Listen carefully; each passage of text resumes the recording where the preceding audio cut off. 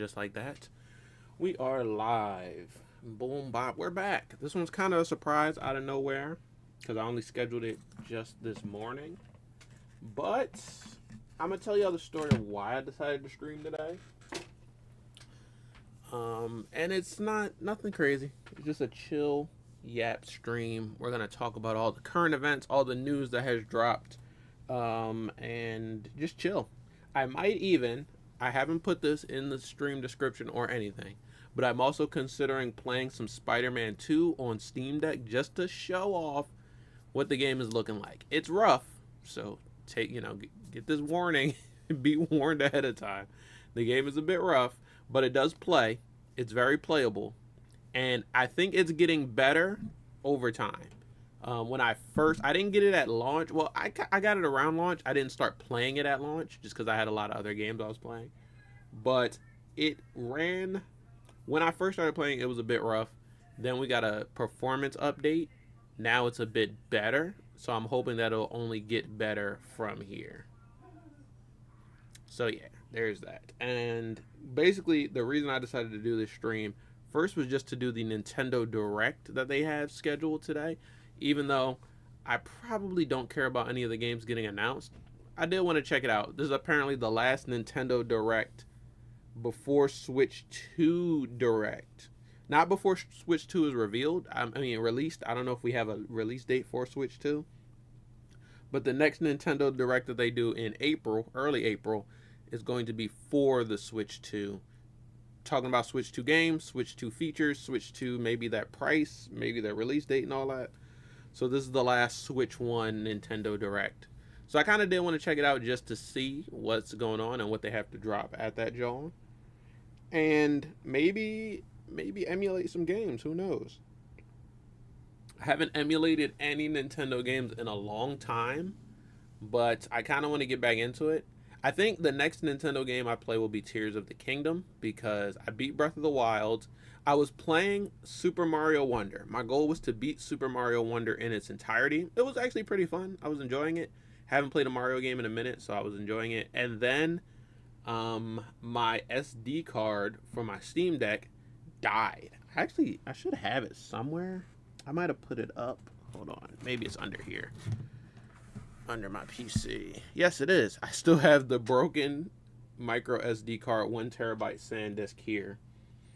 And that had all my emulation, everything on it. So when I got my new SD card, I had to add EmuDeck all over again and add all the game files back in. And I just did not get around to adding any more Switch games. But I'll do that. I'll do that eventually. I do want to get back into Switch emulation. Maybe now that Switch 2 is coming out, they will finally stop, litigating against Switch 2 emulation. But, that's highly unlikely. But for me, doesn't matter to me. For real, I don't really make videos on YouTube, at least, about Switch emulation. I'm not pushing it. I'm not teaching people how to do it or anything. At least not on YouTube.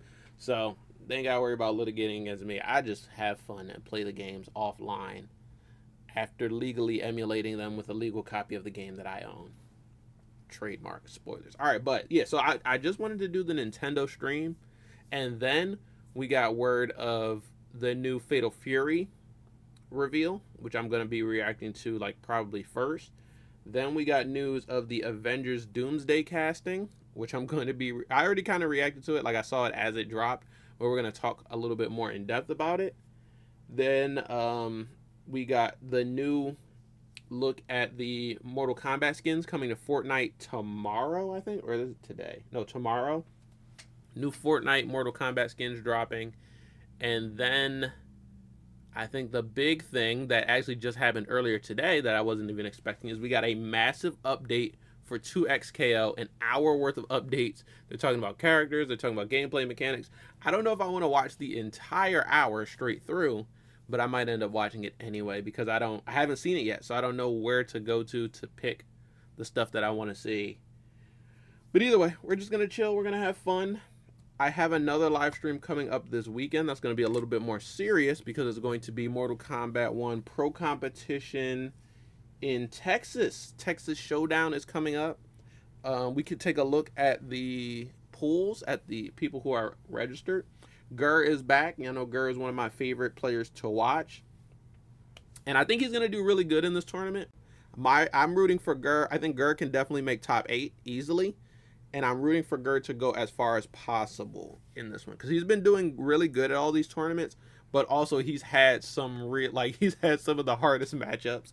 He had to go against Sonic Fox in Mexico City and Nicolas in Mexico City. Then he had to go up against Foxy Grandpa twice at Vianality. And here's the thing. So he lost to Sonic Fox. He lost to Nicolas, but it was final game, final round, final touch. So literally one different decision and Gurr could have won and eliminated Nicolas from that Mexico City tournament. And then he went up against Foxy Grandpa. I think he got, I'm trying to remember, I think he got beat when he was in winner's side. I think he got beat pretty bad. And then when he was on loser's side, it was closer. Or maybe it was the other way around. Maybe winner's side was close and then loser's side was hard. Either way, he did pretty good against Foxy Grandpa, but he got double eliminated by Foxy Grandpa, which is unfortunate. And those are some of the best Mortal Kombat players. Sonic Fox, Nicolas, and Foxy Grandpa. Like, those are some of the top 5 Mortal Kombat players in the scene. So, it's nothing to slouch at. I still think Gurr is an amazing player. It's one of my favorite to watch. And I'm definitely rooting for him at Texas Showdown. But also, King Gambler is back. The boy King Gambler. I don't know if y'all know King Gambler. He's been playing these games for a while. He did really good in Mortal Kombat 11. First with Nightwolf, and then later he switched over to Sub-Zero and did really good. And then he took a break from competing to go to school. And I don't know if he's done with school or he's just on a break from school or whatever, but he's back competing, especially because he's from Texas. So I'm sure Texas Showdown is one that he's excited for. And he also did an online tournament not too long ago. He was at Champions of the Realms, I think. Yeah, I think he was at Champions of the Realms recently. And he competed there just to kind of warm up. And he did pretty good. So I'm hyped for King Gambler's return. And also Online Kale, who Online Kale is technically too young to compete in pro competition, but he's not too young to register for Texas Showdown. So he's going to be at Texas Showdown. I just don't think he will be able to. He's not technically competing in the pro comp, so he's not going to get any points. But he's there just to see how far he can go. And Online Kale is a really, really good player. So I'm excited for him. And yeah, I don't think this is his offline debut. I think he was offline before. I just can't remember which tournament. But I'm really excited to see him compete against some of the best in the scene. That's going to be Sunday at about 1:30 Eastern time, 1:30 p.m. Eastern time. Middle of the day. I already have that live schedule, so you can check it out on my channel. Also, at the end of this stream, it'll just redirect you over there, so you can set your notifications, hit the like button, whatever you need to do to get ready for that stream on Sunday. But that's going to be a banger. So let's get into it. Boom. What is up, everybody? It's me, J-Rod, the filmmaker, former filmmaker, frequent fighting gamer from Philadelphia. Some other news, if you guys didn't know, my last video was me playing T1000 online and a little bit of Madden Bow, but it was mostly T1000. So if you have not seen that video, I will post it in chat for y'all. Go ahead and check it out. T1000 is really fun. Like, I had a feeling this character was going to be fun, but I think he's even more fun than I thought he would be. Very versatile. He can do anything. He can mix you. He can grab you. He can zone you. He has everything. He has range. He can anti-zone you as well. T1000 is just insanely good. And Sonic Fox believes that he might be a top 1 character. So I don't know if that means we'll see T1000. Actually, no, I don't think T1000 is legal for Texas Showdown. I'll have to look into that, but I don't think so. But whatever the next tournament is, he should be legal for that. So posting in chat, T1000 online gameplay.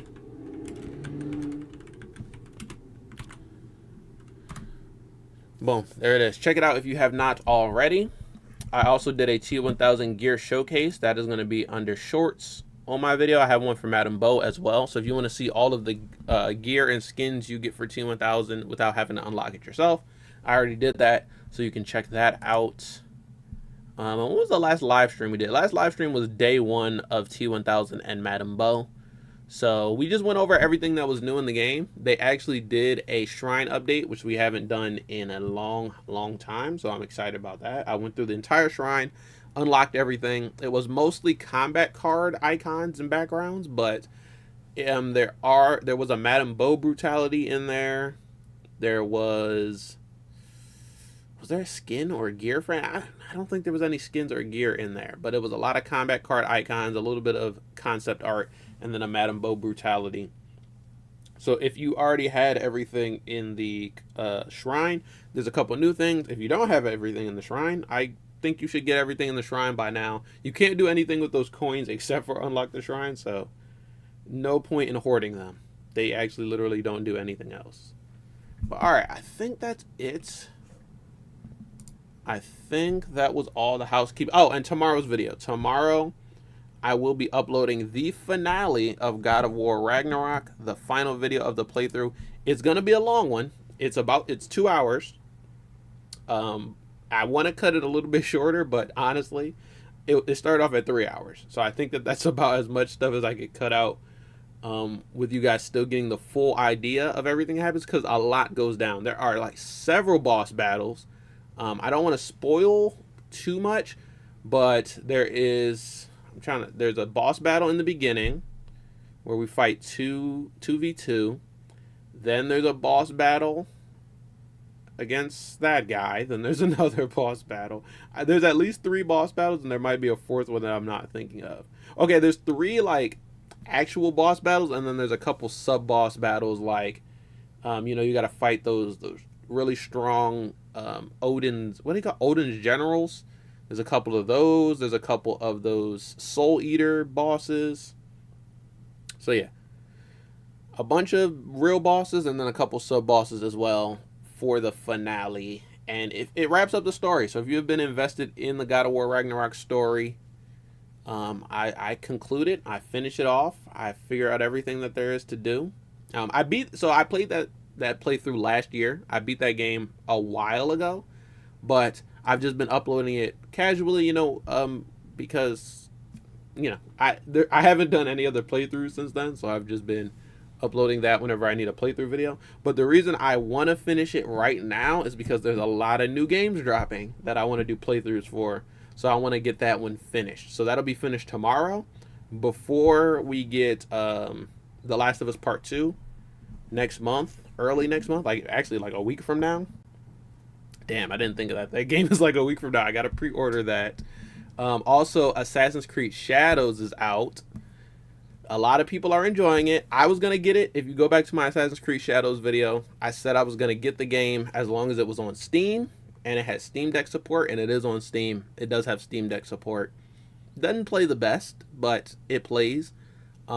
Right now, I'm finishing Assassin's Creed Mirage. I already beat that story, but I decided to go ahead and 100% the game, and I'm at 96% right now. I just need 2 more achievements, and then I'm completely done Assassin's Creed Mirage, and then I can move on to Assassin's Creed Shadows. And Mirage actually plays really nicely on the Steam Deck. Like, you can get an easy, steady 40 frames per second, and it looks really nice. I don't think I changed much settings when I went in for Mirage.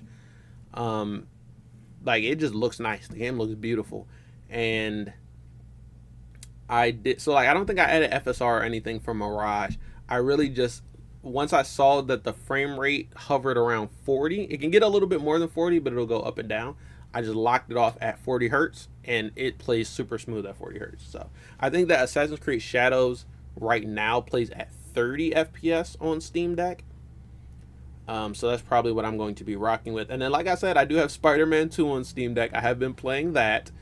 That game, I would say it plays around 30 FPS because I have frame gen on, and it can hit 60 FPS with frame gen on. So I'm going to assume, I haven't tried it without frame gen, but I'm going to assume that it could hit 30 FPS without frame gen. Just me guessing. I haven't actually tried it. Now, the thing about Spider-Man 2, sometimes it plays fine. Yesterday, I did that mission where you have to hunt down Lizard, the one that they put in that trailer like years ago, and I reacted to that on the channel as well. That mission played really nicely, actually. It ran smooth. it was a bunch of really cool cinematic moments in that one. That's the one where like Peter already has the black suit and he starts tweaking a bit. Like he's like there's that one quote at the end where he's like, I'm gonna go after Lizard, and Miles is like, you be careful, bro. He has big teeth. I think he says something like that, and Peter says, so do I. And then Miles is just kind of staring at him like, bro, are you good? But yeah, obviously Peter is not good, but it's really fun so far. The black suit is taking over. And so it runs smoothly most of the time. Sometimes I'll be swinging around the city and the environment doesn't load fast enough, so it literally freezes me in midair. Then I have to wait a couple seconds for the environment to load, and then I'll continue to be able to swing. And then there's some glitches too, like I'll get stuck in a mission, or a mission will load longer, so I'm just literally standing there like waiting for the actual mission to load. So that's pretty funny. And sometimes even during cinematics the environment doesn't load, so like the cinematic will keep happening like normally, but there is no ground.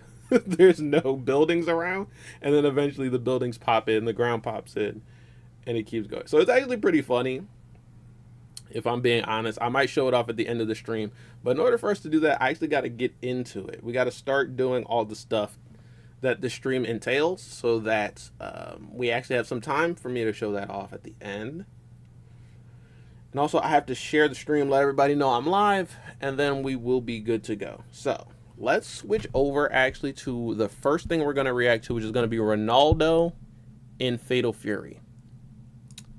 I've seen this when it got revealed. At first I was like, who cares? But then I saw the trailer and I'm like, yo, actually, bro looks pretty tough. He looks actually really cool. So I can see why people are hype. And actually now I am hype. I am one of those people now. So there is that. Most of the stuff that I want to react to we can get through pretty fast. Like this is only a minute long trailer, and I think it only has a couple seconds of gameplay. Most of it is like Ronaldo talking about being in the game. The Mortal Kombat skins is going to be a quick react. The Doomsday casting is going to be a quick react. I think the longest two things to react to is going to be the Nintendo Direct. If I decide to react to the whole thing, I might not. And the 2XKO updates, if I decide to react to that whole thing, which I probably won't. We'll probably condense both of those things. And yeah, so we're going to start with this, but let me really quickly actually send out the stream a couple times before we get into it. Also, I don't remember if I said this, but I guess it's as good a time as any. Boom. Do me a favor, y'all, and smash that like button, hit the subscribe button, and click the notification bell. We're getting closer and closer to 900 subscribers, and then once we hit 900, we can start working on 1,000 subscribers. My birthday is next month. It's coming up pretty soon. I would love it if we could hit 900 subscribers by then. And actually, I really do appreciate all the growth that we've gotten in this year, because we went from, right now we're at 831. We went from 800 to 831 pretty fast. And I mean, honestly, we went from 700 something to 831 pretty fast. So seems like we're getting nice growth on the channel. I really do appreciate it. Anyone who's a new subscriber, shout out to you. Anyone who's an old subscriber, shout out to you guys.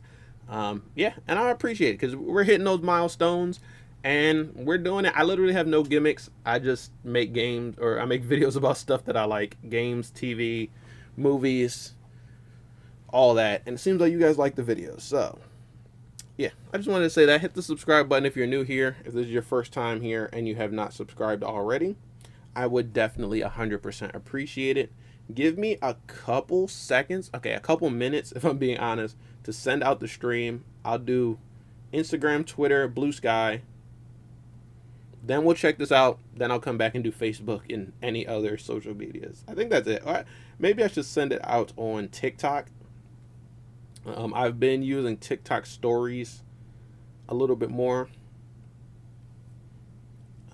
You know, TikTok is TikTok. I actually got like some nice growth on there as well after this one video I dropped earlier this year. Actually, it was like last month when Fantastic Four came to Marvel Rivals.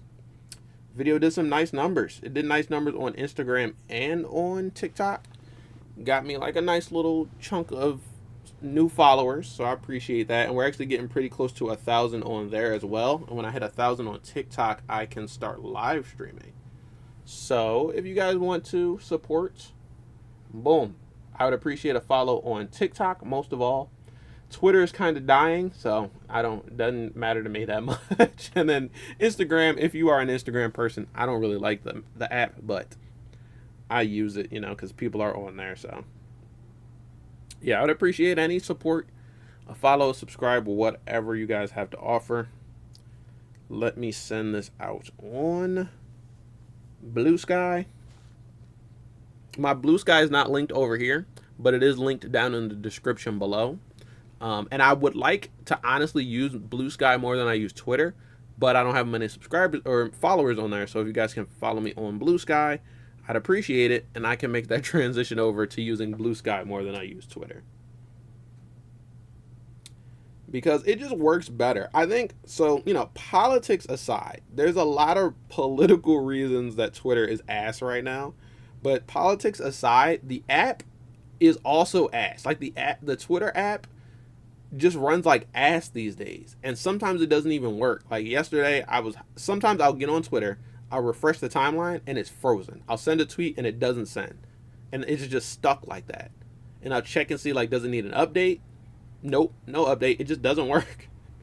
For whatever reason, the app works half the time I'm on it, and half the time it just completely doesn't work. So, just another reason why I'm trying to leave Twitter behind and do more on Blue Sky. Because Blue Sky just works. Every time I hop on, it just works. It loads. I like their little feed system, how you can, you have your main feed, but then you can also add other feeds there, depending on your interests. And so, yeah, it's just better. All right, let me send it out one more time.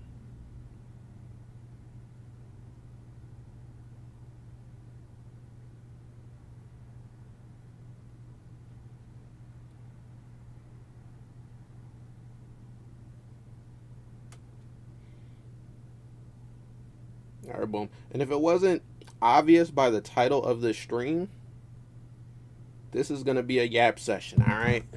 We're yapping all day. This is a super duper yap stream. I have no real objective for the stream, but just to check stuff out and yap about it. I used to do streams like this a little more often. I want to say like last summer, back when, I didn't have anything I wanted to do. Actually, no, not last summer, but last year around this time, early in the year, close to spring, because I remember when Big Brother Canada was on, I used to do a bunch of yap streams where we would talk about Big Brother Canada for a while, and then we would just do other stuff, play Jedi Survivor. Actually, that was probably 2 years ago now, if I'm being honest, because that's when Jedi Survivor came out. But we'd talk about a show, play a game, talk about something else, and have absolutely no objective. And I kind of like that. It's fun. But yeah, there's still going to be some more focus streams coming up, especially for pro competition. I'm waiting for, when are they going to drop the next Street Fighter character reveal? We know it's Elena. We know she's probably coming. I assume she was coming late April, but maybe early May. Either way, Elena is probably coming soon, so I feel like we got to get that trailer. We got to get that teaser, then the trailer, then whatever else. Also, Tekken just got a big update. I think it's out now, and some people are hating it already, so they don't like a lot of things. But I don't play Tekken seriously enough to actually care. I just mash buttons on there. So we'll see. This week's video is going to be God of War Ragnarok, but then next week I will be back in Tekken 8 to try out Anna Williams. So we'll see how it feels. Either way, we're going to start off with Fatal Fury, City of the Wolves, Cristiano Ronaldo reveal. Let's have some fun. He looks terrified. Not in a good way. Push it. Ooh, okay, wait, I didn't. Oh, his throw. This actually isn't the video that I saw. I saw a reveal video, but it didn't have this much gameplay. It was just a very short snippet. So this actually is a genuine reaction. I haven't seen this stuff. Let's have some fun. But yeah, I don't like his character model. Terrifying. The body looks cool, but the face looks terrifying to me. So sometimes he's dribbling the ball, sometimes he's not. That's his like, just defend parry. Oh, that's sick. Oh.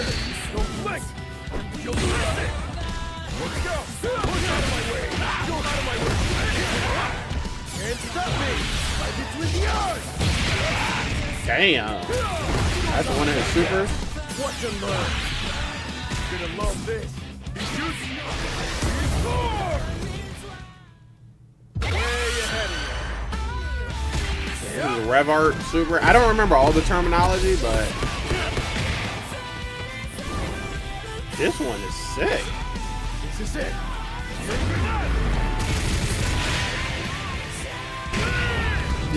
Yo. You know?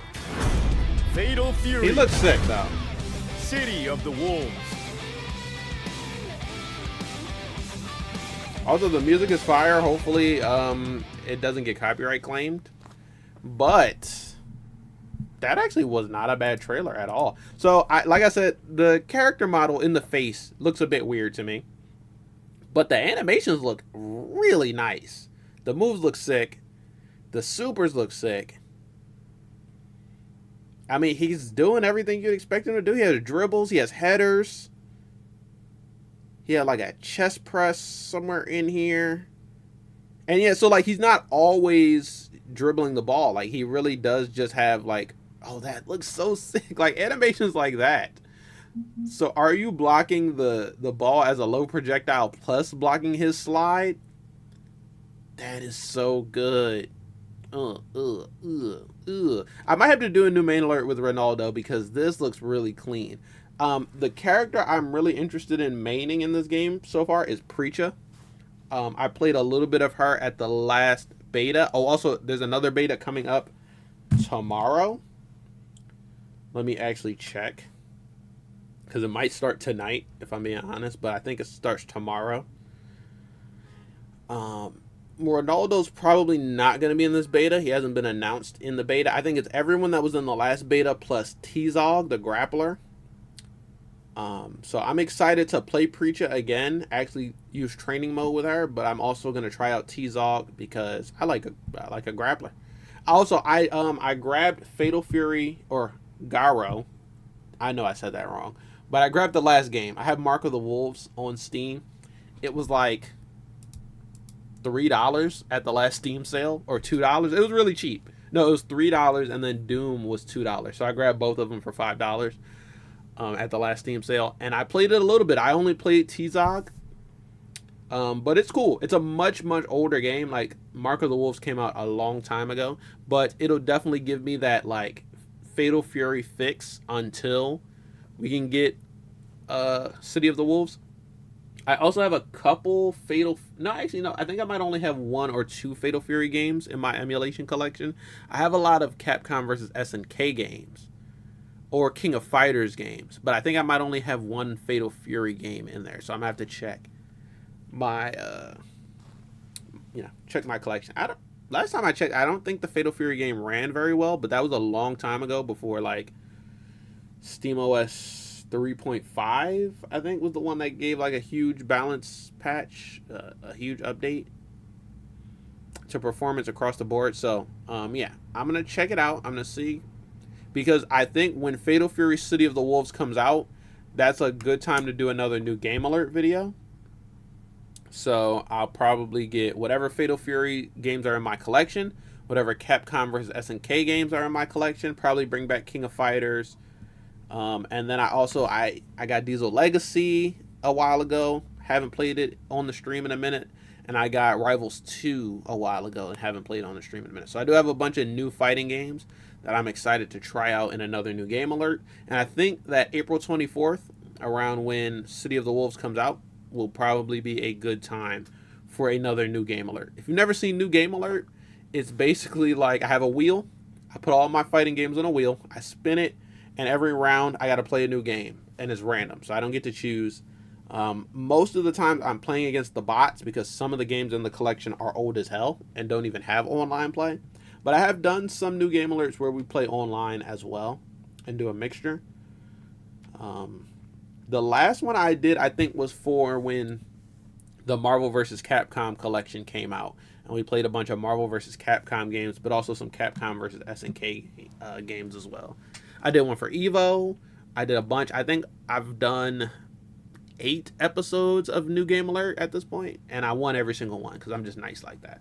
So check those out. They're in the new main alert playlist, but also you can just go on my channel and search up New Game Alert and check those out. They're always really fun because, like, I'll get games that I like or games that I know, but I'll always also get games that I've never played or games that are random as hell. Like, we played this game called Fist of Fluffs where you play as cats. It's like a 3D arena fighter, but you're a cat. Random as hell. All right, so Ronaldo looks sick. Ronaldo actually looks really fire. And I might have to do a new main alert video with him. Also, I didn't look up when does beta 2 start. Beta 2. Beta 2, March 26th? It started already? What? God damn, y'all. I missed the first day of it. Okay, so the beta 2 already started. What the hell? Nobody told me. Wait, I thought I put it on my calendar. Let me see if I put the right date on my calendar. No, I put on my calendar that it starts today. So I didn't even know it started yesterday. All right, well, I'm going to have to go ahead and re-download that. I had it on my Steam Deck and I had it on my console on Xbox. So I got to get those back. I'm going to download it on Steam Deck right now, actually. Let's do it. Let me move my Steam Deck case. Also, I was considering, because what I was talking about with Spider-Man 2, how the game sometimes will freeze so it can load. I've considered that maybe the game will play better on the SSD, but I don't have a lot of space on my SSD, so I'm considering doing the SSD swap and maybe adding a 1 or 2 terabyte. Why did I say it like that? Adding a 1 or 2 terabyte SSD into my Steam Deck so I can add more games to the hard drive instead of the SD card. I've just been playing, like, I have a 256 gig, like I got it at launch. So this is a pretty old Steam Deck, I'm not gonna lie. But because it just still runs fine, I've never considered getting a new one or anything yet. But I think getting a new hard drive might really be good. Well, I would be lying if I said I haven't considered getting a new Steam Deck, but I think my PC is older than my Steam Deck, so I would probably get a new PC first. And I am already thinking about PC upgrades. I don't want to get rid of my current PC, and I did consider just getting new parts and swapping out my GPU and CPU on this PC, but I think I would rather... Ooh, I'm running out of space even on the SD card. I think I would rather build a second PC so that if I want to game and stream at the same time, I'll have my gaming PC and my streaming PC. That's basically what I do now, but I use the Steam Deck in lieu of a gaming PC. So I might just build a second PC. Here's what I want for another PC if I build one. I've been looking at the new AMD GPUs. I think I would want a 9070 or 9070 XT, one of those. And I want it to be a mini form factor PC because I want to be able to, like, if I want to shoot a video somewhere else in the house or even just somewhere else in general, I want to be able to just pick the PC up, take it to somewhere else, and shoot the video via that PC. So I wanted to be kind of portable in that sense. Like, it doesn't need like a handle or anything, but I just want it to be a mini form factor. So that it's a lot easier to transport. So yeah, that's what I'm thinking about. New PC with the new AMD GPUs and make it a small form factor PC so I can move it around and shoot videos wherever I want with it.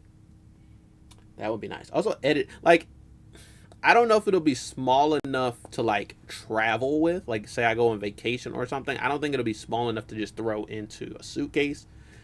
Nor I don't think I will want to do that because I've gone on vacations before where they lost my luggage, and I cannot imagine my PC being in a suitcase and they lose it. Or even if they don't lose it, they throw the fuck out of suitcases at an airport. Imagine if they just tossed my shit with a PC inside and like broke some of my connectors or something. I can't do it, any of that. But at least for like local traveling, if maybe I'm going to a shoot or a gig and I want to bring my PC so I can start editing or downloading files or something, that would be sick. So yeah, that's my plans. All right, so now that I'm downloading City of the Wolves beta, let's get through this Nintendo Direct, but let's skim it. All right, so first we got Dragon Quest Remake.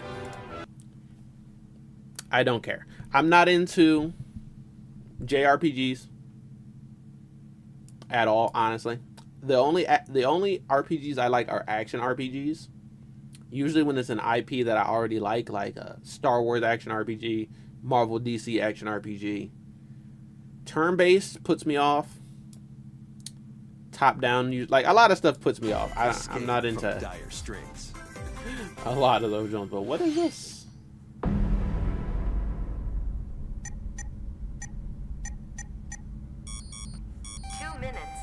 I don't know what this is, so I'm gonna check this out. Is this first person, or are they just doing that for the Okay, Fatal Fury is downloaded. The latest entry in the The Somnium Files series is stirring. I always love how I love how the Nintendo Directs, there's always like a property. Every single Nintendo Direct, they're always reviving, rebooting, or doing a sequel to some property I have never heard of.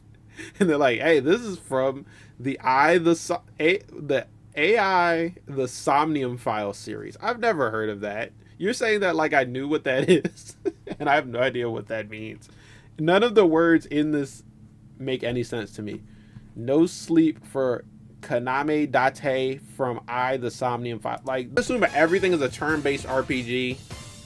Until I see gameplay. A classic Atlas action RPG returns. Oh, it's an Atlas RPG. HD graphics and enhanced gameplay. Set in the capital city in the year Taisho 20, Raido Kuzunoha what does that makes mean? His living as an apprentice detective. But unbeknownst what to does others, Taisho 20 mean? Fights alongside demons as a devil summoner. Oh. To protect the capital, okay. Raido must investigate a series of supernatural cases. This looks like an Atlas game. Fight in real-time battles alongside demons you summon. Oh, real-time, not turn-based. Work with your demons to strike an enemy's weak point, then follow up with a powerful attack. So this is like is the key to victory. Persona and Monster Hunter. Opposing demons into allies. Oh, with a little Demons can also be Pokemon? useful outside of battle. And their powers are helpful in finding Definitely a little solutions Pokemon in during there. Investigations. Guide Raido through a series of strange incidents. I assume you're the bird who gave us a call? As he uncovers a conspiracy that will shake the capital to its core. Raido Remastered, The Mystery of the Soulless Army, launches on Nintendo Switch June 19th. Pre-orders begin. Consume darkness. With your memories gone, you have been summoned to a strange, unfamiliar world. Oh, is this Shadow Labyrinth? Is this that Pac-Man John? Puck. But who is this spherical stranger? It's Pac-Man. Here's the cool thing about this Pac-Man game. This is one I'm actually looking forward to. They came out with this. They dropped this trailer.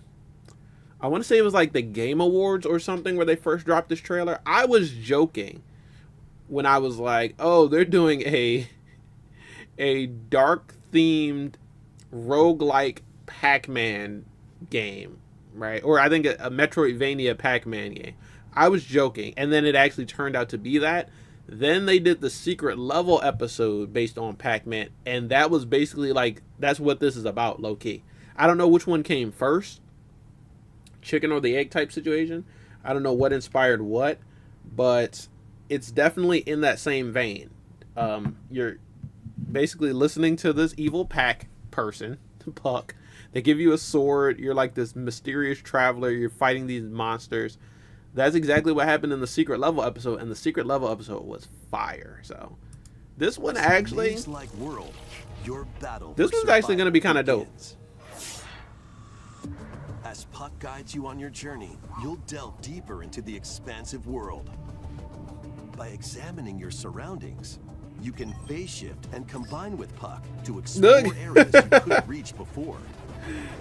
Combine with Puck. But tread lightly. The creatures inhabiting this world will prove hostile. When facing imposing enemies, wow, this actually looks really cool. Temporarily fuse into the What? Gaia form to unleash powerful attacks. What the hell? Why can he do that? By consuming your prey, you'll collect resources That's so that can cool. then be used to enhance your abilities. See, like, this is a really cool concept. Work to uncover Puck's true goal and devour enemies to survive this Oh cruel my world. goodness. Experience a dark twist on the iconic Pac-Man when Shadow Labyrinth launches on Nintendo Switch. Yeah, like, I July love 18th. how if you love Pac-Man, you'll probably love this, but it's Rhythmic also, March begins. it's brand new. It's something completely new, original, nothing like the past Remasters games. of Patapon and Patapon 2 are drumming on Oh my Nintendo God. Switch as one bundle. Patapon and Patapon. Sorry, I'm gonna skip this. Rhythm games are also a game that I don't like. Thing about rhythm games, I'm just not good at them. I don't have rhythm, so I wouldn't really pick it up. Welcome to Zephyr Town, a cozy place nestled in a windswept valley. This Pokemon? This is where your new life begins. No, this isn't. This is something else. Story of Seasons. Looks cute. And your new Alright, what's next? Metroid Prime 4 Beyond. Let's do it. Metroid Prime 4 Beyond. Is this a brand new game or is this an expansion of a current game? I really don't know. I am not much into Metroid, but I did try Metroid Dread for a couple seconds. Like literally a couple seconds. This is the unknown planet Vuros. Oh, yeah, I think this is a new one in the Prime series, Samus right? finds a verdant jungle with a colossal tree at its center. Because they remastered Metroid Prime a little while ago. In order to survive, The and original escape ones. this planet that she was unexpectedly transported to, Samus must scan stone figures and other relics to carve a path forward. Okay.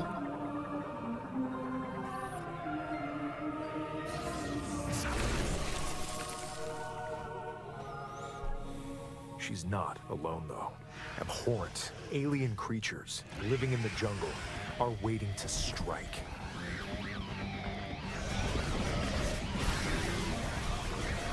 Right.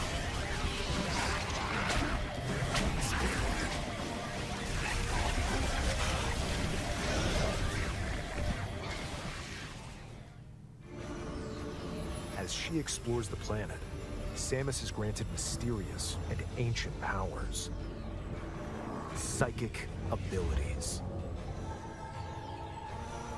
These powers allow Samus to operate mechanisms and to open doors. They also allow her to control the trajectory of her beams with the power of her mind. But why were these powers bestowed upon Samus?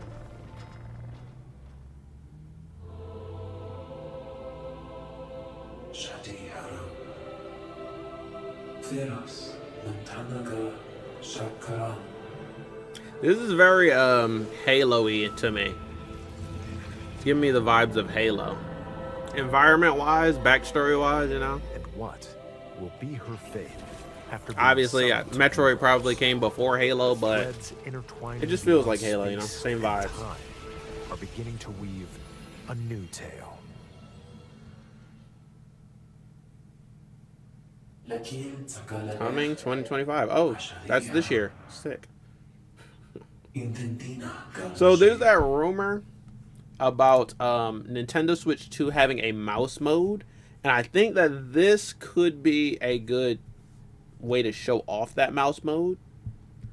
A first-person shooter like this. Obviously, there's going to be like a bunch of third-party games that probably will utilize the mouse mode, but I think they want some first-party titles that show it off as well, because you kind of want something that works like almost a demo for the new hardware, right? So I think that's good. Disney Villains Cursed Cafe. There was a No, Ursula no, and thank Gaston. you. No thanks. Summon a spell. Which Magical arts. we gonna slide our past. Oh, they're rapid firing arcade games here. await. In this hand-drawn platforming adventure, Oh, this you'll looks cute. explore an expansive archipelago where nightmares and wonder collide. Upgrade your trusty cane with magical parts. Then use its abilities to find your own path through You're the an old enchanted man. world. Can you uncover the secrets the archipelago holds? Find out when the Eternal Life of Goldman launches on Nintendo Switch The this Eternal holiday. Life of Goldman. Honestly, the art looks really nice in that one. Celebrate I think the they're trying to 40th compete with like anniversary of Gradius with a collection of arcade shoot 'em up games what's that from game across the that's series. not coming out? Titles include Gradius. I want to say Salamander, Celeste, and not Ori, not Celeste. What's the other one? Gradius 2, The one that's on Xbox now? Gradius 3, and Salamander 2. I cannot think of it. Some titles come with multiple versions, including ones from different regions and launch years. Plus, take the helm in a brand new entry, Salamander 3. Oh shit, Salamander 3. This is the type of Gradius game Origins launches I used to on the love, Nintendo Switch system but I've August never 7th. been good at. Pre-orders begin Like a later bullet today hell on type beat. Nintendo eShop. Looks fun, but Battle I would to get the cooked. beat in Rift of the Necro Dancer. Press the corresponding buttons in each lane to fight monsters in Okay. rhythm-based combat. Keep the cadence going with epic boss battles, quirky minigames. Bro, what is that game that I'm remix thinking stages, of? And global leaderboards. Plus, more musical mayhem awaits in the Celeste Music Pack paid DLC. And be on the lookout for more DLC in the future. Rift of the Necro Dancer launches on Nintendo Switch Not later Ori. today. Let's see what's God in damn, store. I cannot think of that game, bro.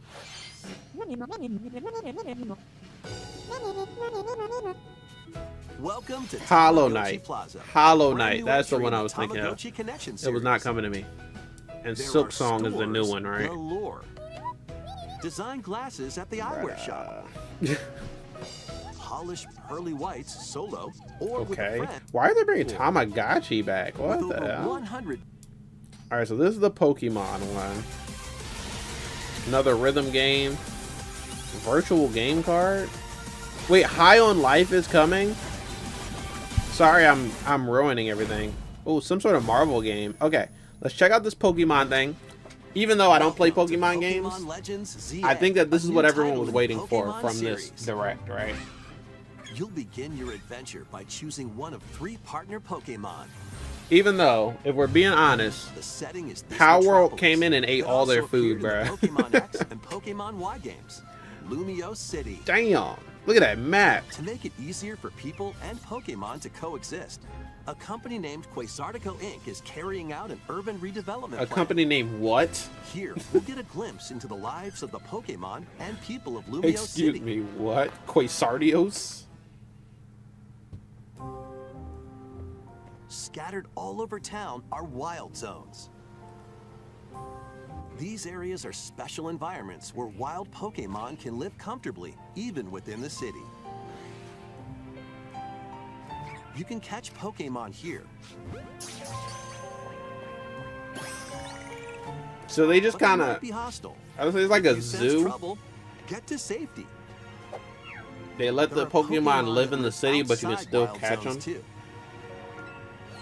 That seems Some of them problematic. can even be found on rooftops. Okay, I don't know why. People and Pokemon live easygoing lives. I don't know why in the that city was supposed to sound surprising. They could eat. Hey, some of them are even on where rooftops. night Shit. falls. The Okay. city's aura transforms. Highly skilled trainers are invited to participate in a tournament. the ZA Royale. Trainers await in battle zones. If you're spotted, they'll challenge you to battle. Okay. They were kind of saying that, like, the Royale to me kind of had me thinking that Pokemon were just going to be fighting everywhere.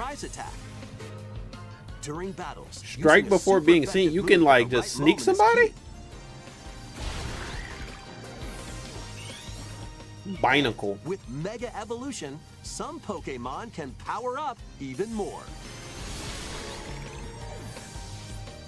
You'll start at rank Z and work your way up to rank A. Damn. Trainers who reach the top are said to have a wish granted. Okay. Day and night are two sides to Lumio City. It seems there are even more secrets waiting to be uncovered. What will you find on your adventure? Pokemon Legends ZA launches on Nintendo Switch Here's the thing. So, later this year. About like Power World coming in and eating Pokemon's food, a lot of people, when Power World dropped, right? I know there's some people who like love Pokemon, and a cheap Pokemon knockoff was not going to shake them, like, it's not going to shake their determination to love Pokemon. Me, I'm indifferent. I really don't care. I haven't been interested in Pokemon since I was younger. When the show, I'm gonna say the show, like they're not 100 different shows, but when the original like Pokemon shows were on, and the Pokemon 2000 movie, I was into it around then. For someone like me who doesn't care about the IP itself, it does look like they haven't done anything really new with the franchise.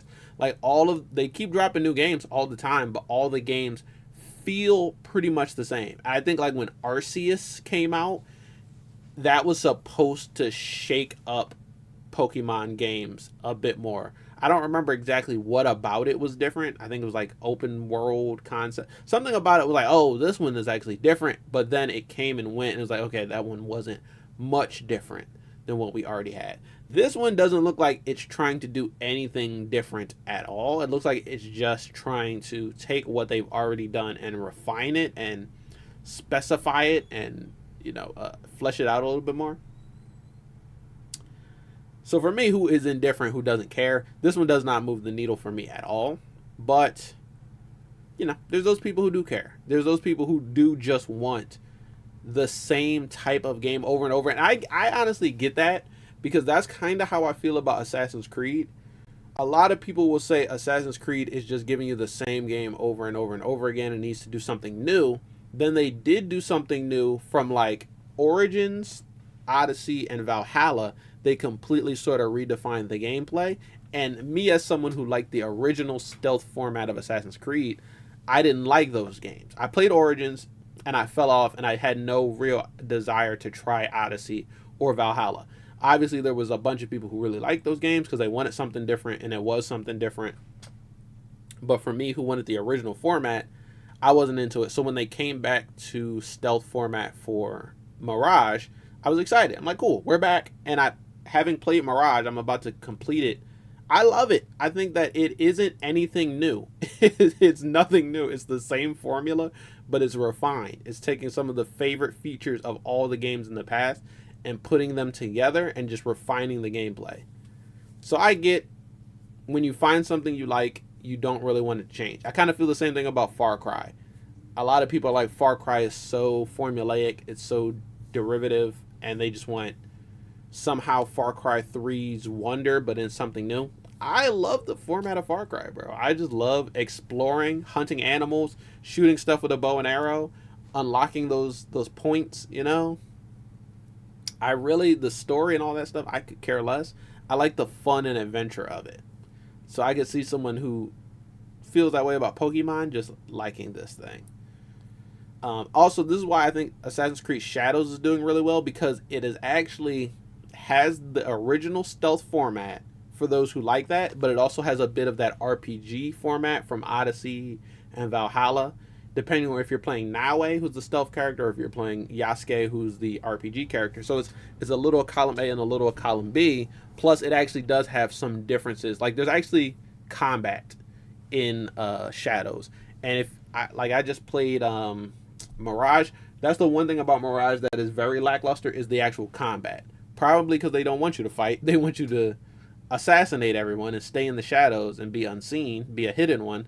So when you go to fight, you really only have one type of attack. Technically it's two. You have like a light attack and a heavy attack if you hold it. But when you're actually fighting, it feels like the same type of attack. And then you have your two defenses, dodge or parry. It gets really boring really fast as far as combat, but everything else is really good. So I like that Shadows is giving you better combat, but you still get stealth. You still get other Assassin's Creed type things. You still get parkour. You get new weapons. You get like RPG elements that they discovered in those 3 games that I didn't really like. But yeah. So I think that there's always a balance. Some people want the same old every year. Some people want something new. And if you're someone who wants something new, but they keep giving you the same old, you got to realize that you're maybe not the target demo. Maybe someone else is the target demographic, and you're not. Now, what is this With virtual game game cards, card thing about? You can put a game featuring Mario in this Nintendo Switch system, and a Legend of Zelda game in this one. Right. Freely inserting the games you have on hand into any system you want.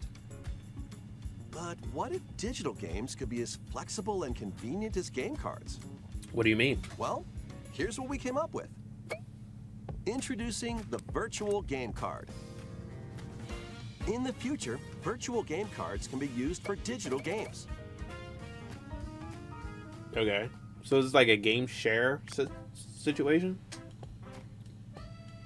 When purchasing the digital version of the game, it will be loaded onto your system as a virtual game card, allowing you to play that title. That's how digital games work so Your far. digital games will be lined up as virtual game cards on a dedicated management screen. Okay. Here, you can load and eject your virtual game cards and manage which games you can play on your system. Ow, my finger is killing me for some reason. A second system. Wait, I'm confused. If you I'm have confused. 2 Nintendo Switch systems, you can eject a virtual game card from one and load it onto the second. Okay. So I think this is a DRM. I think this is just a DRM. Correct me if I'm wrong, but you can't you already do this?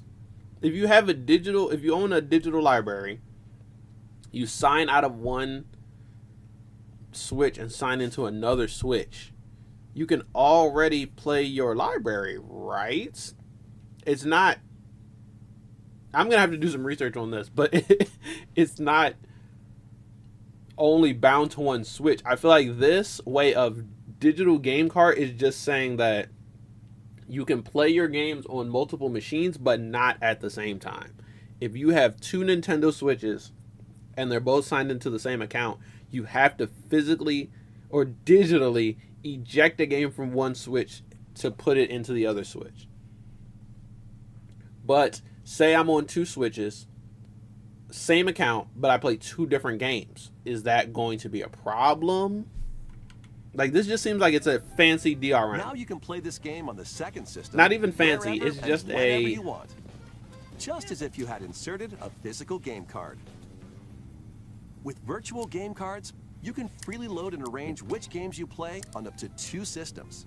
Up to 2 is not, it's not that many. But wait, so I guess you can, so like to answer my question, you can play 2 different games on 2 different systems on the same account, but you have to manage this virtual game card thing. So you just moved Animal Crossing over to the white Switch. You can't play Animal Crossing on this Switch unless you move this back over, is what I'm getting. Which is weird, right? That's weird. That is weird. This should be your entire library, and then when you sign into another Switch, you should also have access to your entire library. This seems less convenient than it actually is. I think so. This is 100% a new sort of DRM, And whenever I see some sort of DRM like this, I feel like somehow Nintendo is going to try to use this to stem piracy and maybe even emulation a little bit more. I have no idea how it's going to affect emulation, but I feel like the only reason you would add something like this is for piracy and or emulation. Now, the thing about piracy and emulation, those are two different things. You can pirate games and emulate them, but you can also emulate games without pirating them. So if this makes it harder to pirate games but not harder to emulate games, then I'm actually not, I don't care. It has nothing to do with me, to be completely honest. But if this makes it harder to pirate and emulate games, then technically that might affect me if I do try to emulate any Nintendo Switch games in the future. I don't see right now how it could affect emulation because you don't actually have to have like a Switch account or a Switch homepage or anything to emulate. So I don't think this will actually affect emulation, but it might affect your ability to dump your own games, right? And like dump your own ROMs, which I think that's weird because going back to the piracy versus emulation debate, what if it makes it harder for you to legally emulate your games, but it doesn't affect pirating and illegally emulating your games? Then it's like you're kind of working against yourself. We'll see. I'm just spitballing because I have no idea what the hell this is gonna do. Okay, you have to link your Switches. You can only do up to 2.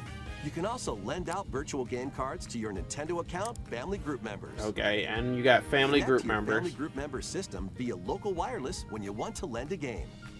Choose the title you're lending and who you're lending it to.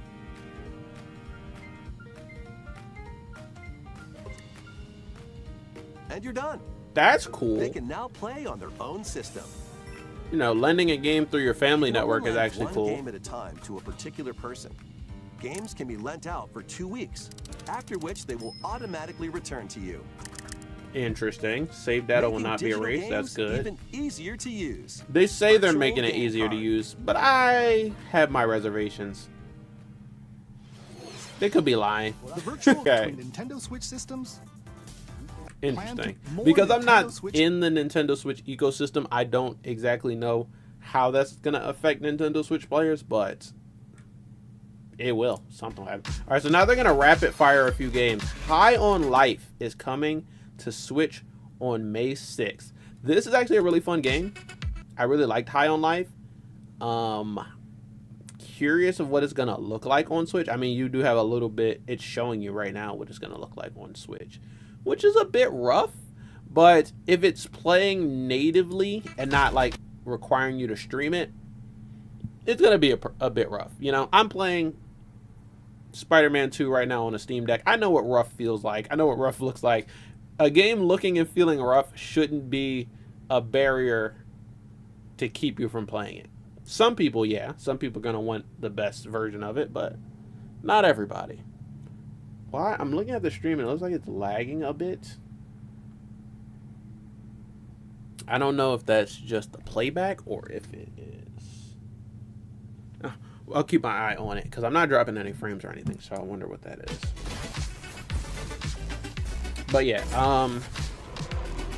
I think you got to think about the fact that like some people are not going to buy high-end hardware. Some people are not concerned about hundreds of frames per second. So even if it's not for you, there's probably someone out there who it is for, right? So yeah, game looks a little rough, but if the barrier to entry for that game specifically was that I don't have the hardware that the game plays on, now that it plays on Switch, more people do have the hardware it plays on. So that's sick. High on Life is actually a good game. It's actually really fun and really funny. It's problematic. The game itself is not problematic, but because it's made and voiced by Justin Roiland, it didn't age well. This looks cool, though. Whatever the hell this one is. What was this one called? Dear Villagers Star Overdrive? Was that two different? Oh, no, that was the name of the studio. So it's called Star Overdrive. That one looks sick. This one is called The Wandering Village. Oh shit, it's literally a wandering village.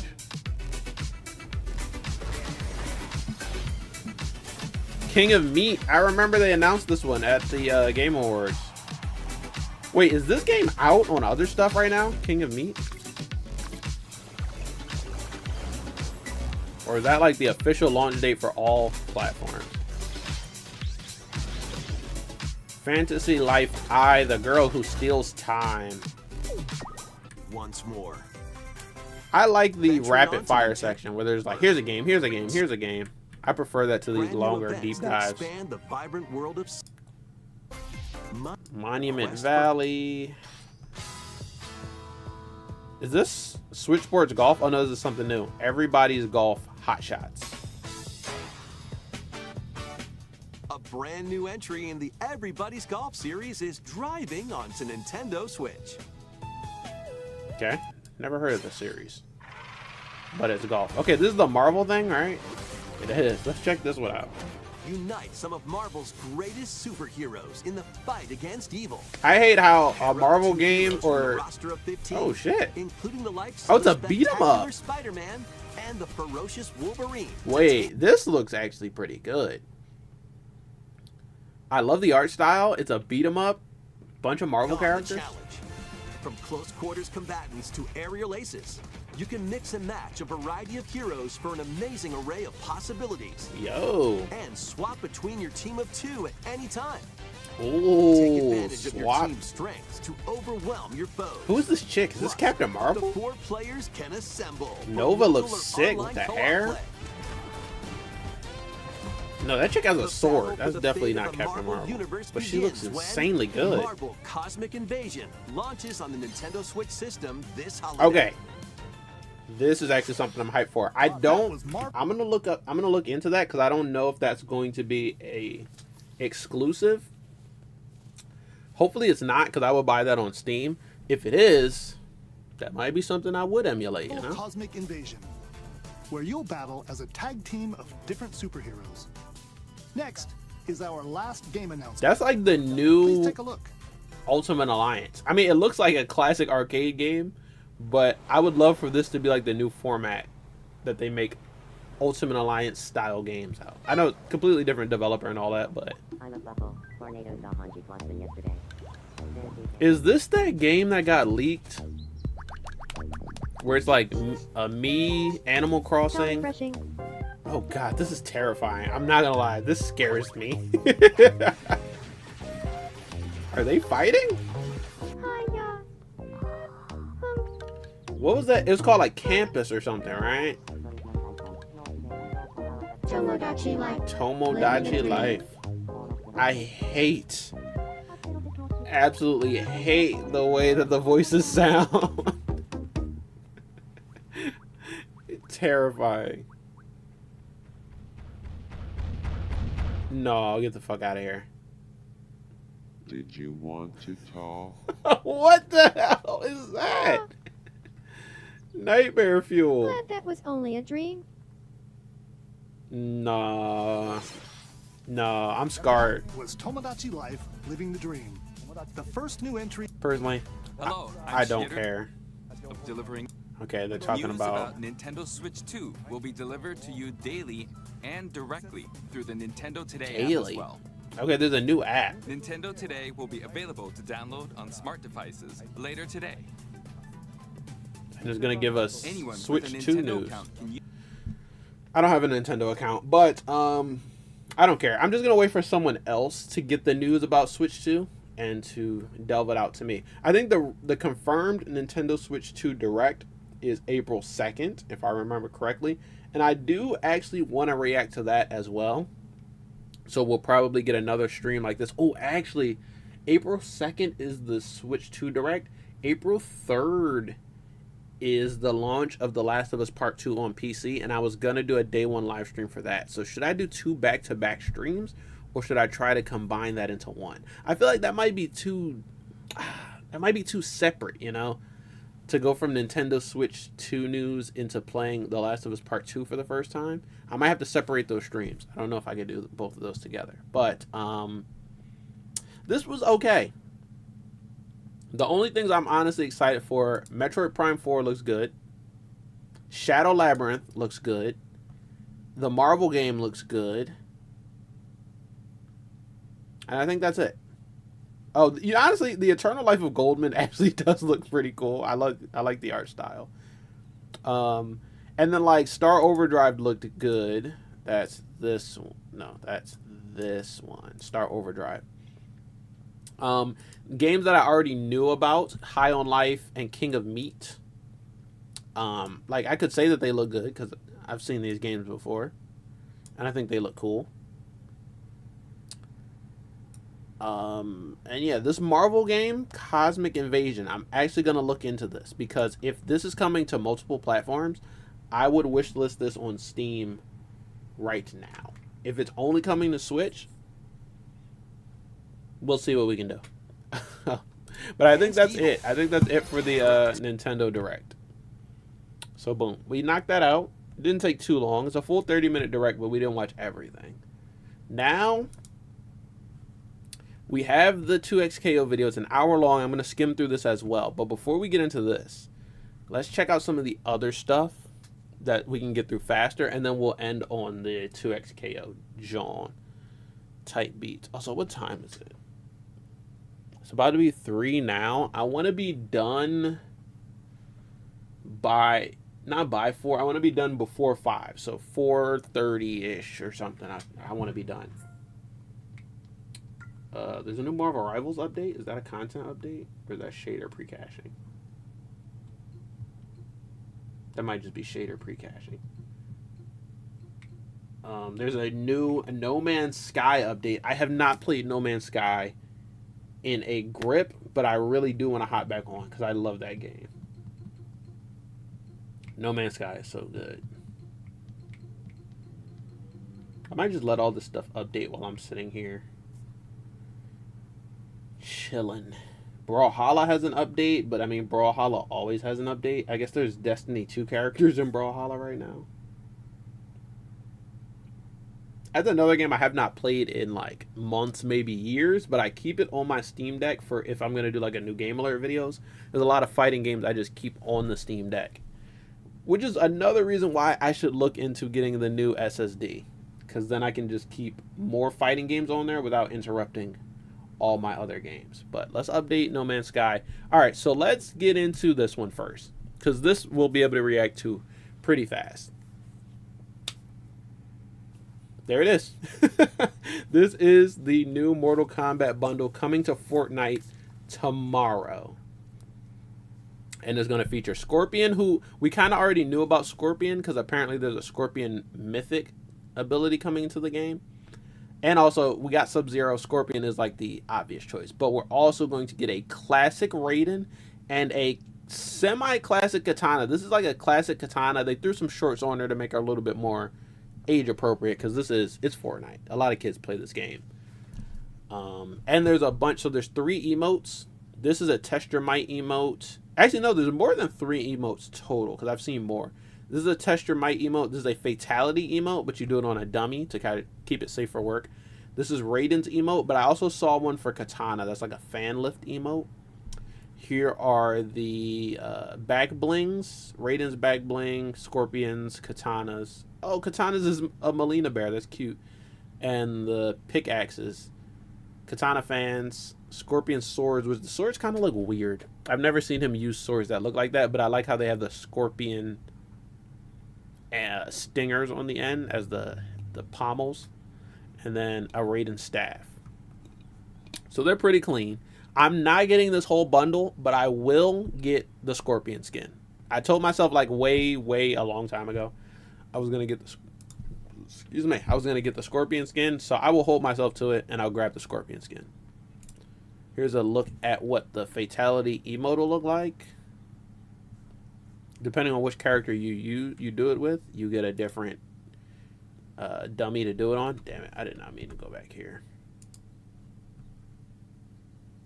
Why am I on Avengers? Okay, I need to go back to Hypex. We'll do the Avengers thing next, but I want to go over all the leaks for Fortnite Mortal Kombat. 2 new Lamborghini styles for Mortal Kombat. The wheels on this look insanely good, but I am not spending, like, I barely spend any money on this game at all. Whether it's battle passes, skins, anything. I'm definitely not spending any money on a fake car in the game. I'm not spending any money on shoes in the game. So here is Scorpion's emote. Actually, this will show all the emotes. Flawless victory emote. Flawless victory. That is clean. I probably won't get it because I don't think it comes with the skin. Raiden's emote. And then Katana's Fanado. Is this traversal? Oh, I don't think it is. And here's a Test Your Might one. Now, I wonder, with this Test Your Might emote, are you actually doing the Test Your Might? Or is it just a set animation? Because it would be cool if you could fail the Test Your Might. And it had, like, custom animations for that. This Raiden one is clean. It's like his classic victory pose, his MK11 style victory pose. I think that's all of them, though, yeah. Then it goes back to Toasty. Clean. I love it. I'm going to buy the Scorpion skin. As you can see, Scorpion is going to have like a normal head style, and then he's going to have a flaming head style. I think that's it, though. I don't know if he's going to have like an MK1 style like Sub-Zero does. Here's what it'll look like in the item shop. 3,000 V-Bucks for the bundle. 1,500 per skin. That's why I'm only getting one, because I have right now I have like 2,000 something V-Bucks, but you want to keep 1,000 so that you can get the battle pass every season without paying any additional money. So I'm just gonna add a couple more V-Bucks so that I have enough to get Scorpion and get the next battle pass without, you know, having to pay every single season. Oh, but we do have, so we'll have flaming head style. We'll have maskless style, which has the white eyes, sick, and then we'll have the mask on style. So Scorpion has a couple head styles, but I think that he only has the MK3 skin. I don't think there's any other skin styles. Mortal Kombat LTM. Wait, that's hard. Oh, that's why. So they did show off. There are Dan Forden down here. Classic Combat. There are, like, they showed off the stages. This is like their version of the pit. They had the acid, the Deadpool. Yo, that's actually sick. I think so. Is that everything that they have? Oh yeah, so here's where they showed off the Deadpool.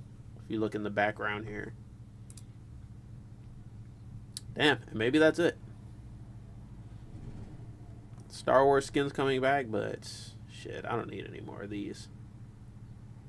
I already got Boba Fett. And then I got all the free skins. Did they give? Do I have a Stormtrooper? Did they give a Stormtrooper out for free? I think there's a version of the Stormtrooper that came out for free, so.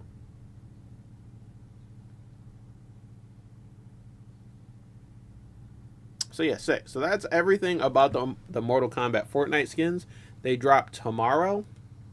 And I'm going to go ahead and grab one. I'm going to grab Scorpion. I already did a video showing off the Sub-Zero skin. And I already, like, completed the Battle Pass and everything. I played more Fortnite this season than I ever have before, just because I wanted to get the Sub-Zero skin as fast as I could, get all the styles for it, and then I wanted to get all of the V-Bucks that are on the Battle Pass, so I knew how much I needed to get another skin. And I did all that. There's a couple super styles I don't have, but the super styles are ass this season, and there are none for Sub-Zero. So I honestly could care less. Like, who cares what the pickle guy looks like? They put Sub-Zero on the Battle Pass, and then the super styles are for the Pickle Man. I don't care about Pickle Man. All right, so next up, we're gonna get into the Avengers Doomsday cast. They announced the cast. It's probably not the full cast, but this is some of the heavy hitters, I'll say.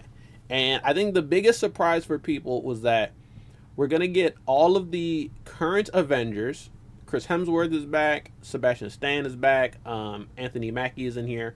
Also, we're going to get all of the Fantastic Four that are going to be in the Fantastic Four movie. Comes out in a couple months. So Pedro Pascal, Vanessa Kirby, Joseph Quinn, and Ebon Moss-Bachrach. They're all going to be there. And then we are also getting actors from the original X-Men franchise, the OG 20th Century X-Men franchise, and a couple surprise guests in there. So they announced them like in a very slow fashion, but now that all of them are out, we can just read through the list. We got Chris Hemsworth as Thor. No surprise. Vanessa Kirby as Invisible Woman. Not really a surprise. Anthony Mackie as Captain America. No surprise there. Sebastian Stan as Winter Soldier. No surprise there. Letitia Wright as Black Panther. No surprise, but I am happy to see her there. Haven't seen her since Wakanda Forever, so it's been a minute. Paul Rudd as Ant-Man. Haven't seen him in a little minute. This one, honestly, this is my least favorite casting decision. Wyatt Russell as John Walker, aka U.S. Agent. This means that John Walker survives Thunderbolts. He doesn't get killed off. Unfortunate for me, because I hate this character. U.S. Agent sucks. But I am a U.S. Agent hater. I'm a record card carrying member of the U.S. Agent haters. But I want him to get a better arc in Thunderbolts, right? I don't want him to continue to have a terrible arc. I want his character to actually get better. So hopefully in Thunderbolts his character does get better. I might still hate the guy, but who knows? Also, I guess I gotta preface this because I made a video about why I hated U.S. Agent in Falcon and Winter Soldier, and a guy was really mad in the comments because he liked the actor Wyatt Russell. I like the actor too.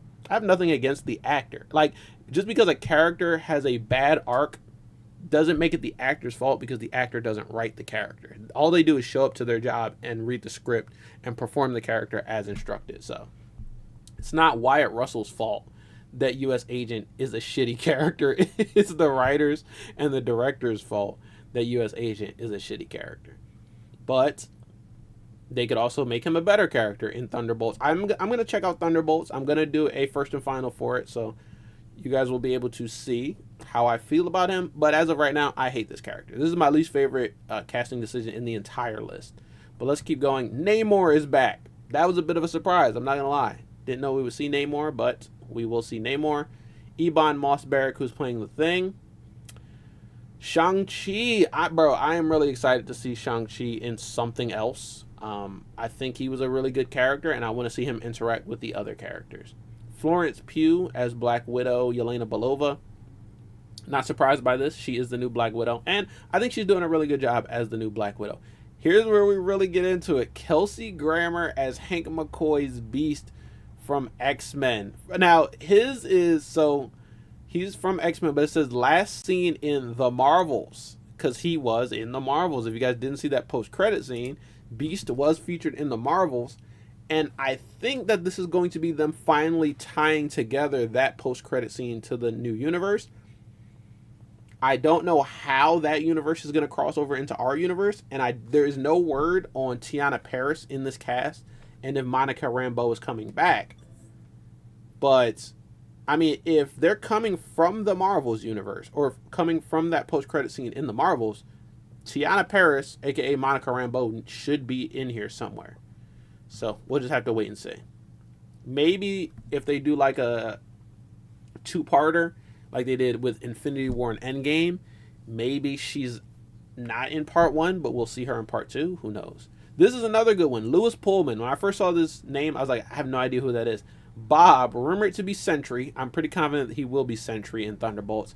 Sentry is going to be in this. He's definitely going to be in Thunderbolts, and him being in this movie as well, or casted in this movie, I think goes to show that even though he seems like the villain of Thunderbolts, I don't think he's going to be the final villain in the end. I think they're going to kind of come together and team up, and he's going to become a new Avenger. Danny Ramirez, who plays the new Falcon. We just saw him earlier this year. Joseph Quinn, who plays Human Torch. As you can see, the entire Fantastic Four is on this list. I don't know why they didn't just put all 4 of them together. David Harbour, who plays Red Guardian, is coming back. Winston Duke M'Baku. This one, Hannah John Kamen. When I first saw this, I was like, I have no idea who that is. But this is Ghost. Ghost is coming back. Literally all of the Fantastic Four are on this list. All of the new Avengers are on this list. All of the Thunderbolts are on this list except for one, who we'll get to later. And then we have a bunch of X-Men from the original series, but not all of the X-Men from the original series. Tom Hiddleston, Loki, is coming back. This is going to be the first time Loki and Thor see each other since Endgame. Well, actually, did Thor see Loki in Endgame? No, because he wasn't on that part of the mission. Wait, was Loki? Okay, Thor went back to Asgard. Was Loki there? I don't remember. I actually don't remember that part. But I think this might be the first time they see each other since Endgame or Infinity War. Patrick Stewart as Charles Xavier. The OG Charles Xavier and Ian McKellen as Magneto. The OGs are back, bruh. We have not seen Ian McKellen Magneto since Days of Future Past in 2014, more than 10 years ago. Damn, that's crazy. And honestly, Charles Xavier came back for Multiverse of Madness, but it almost feels like we haven't seen him as long. This one actually caught me off guard. Alan Cumming as Kurt Wagner Magneto. I said Magneto. Kurt Wagner Nightcrawler. I did not even know that Alan Cumming played Nightcrawler in X2. This one, look how long ago his last movie was. Bro wasn't even in X3. That's crazy. But I'm excited. Alan Cumming is like much older now and honestly more of a household name these days. I want to see him step back into that Nightcrawler. Rebecca Roman as Raven Darkholme, aka Mystique. The OG Mystique is back. The OG Nightcrawler is back. The OG Cyclops is back. Honestly, this is another character I don't like. I'm a Cyclops hater. Sorry, I will always be. I think he's overrated as hell. But I'm actually really excited to see James Marsden back in this one.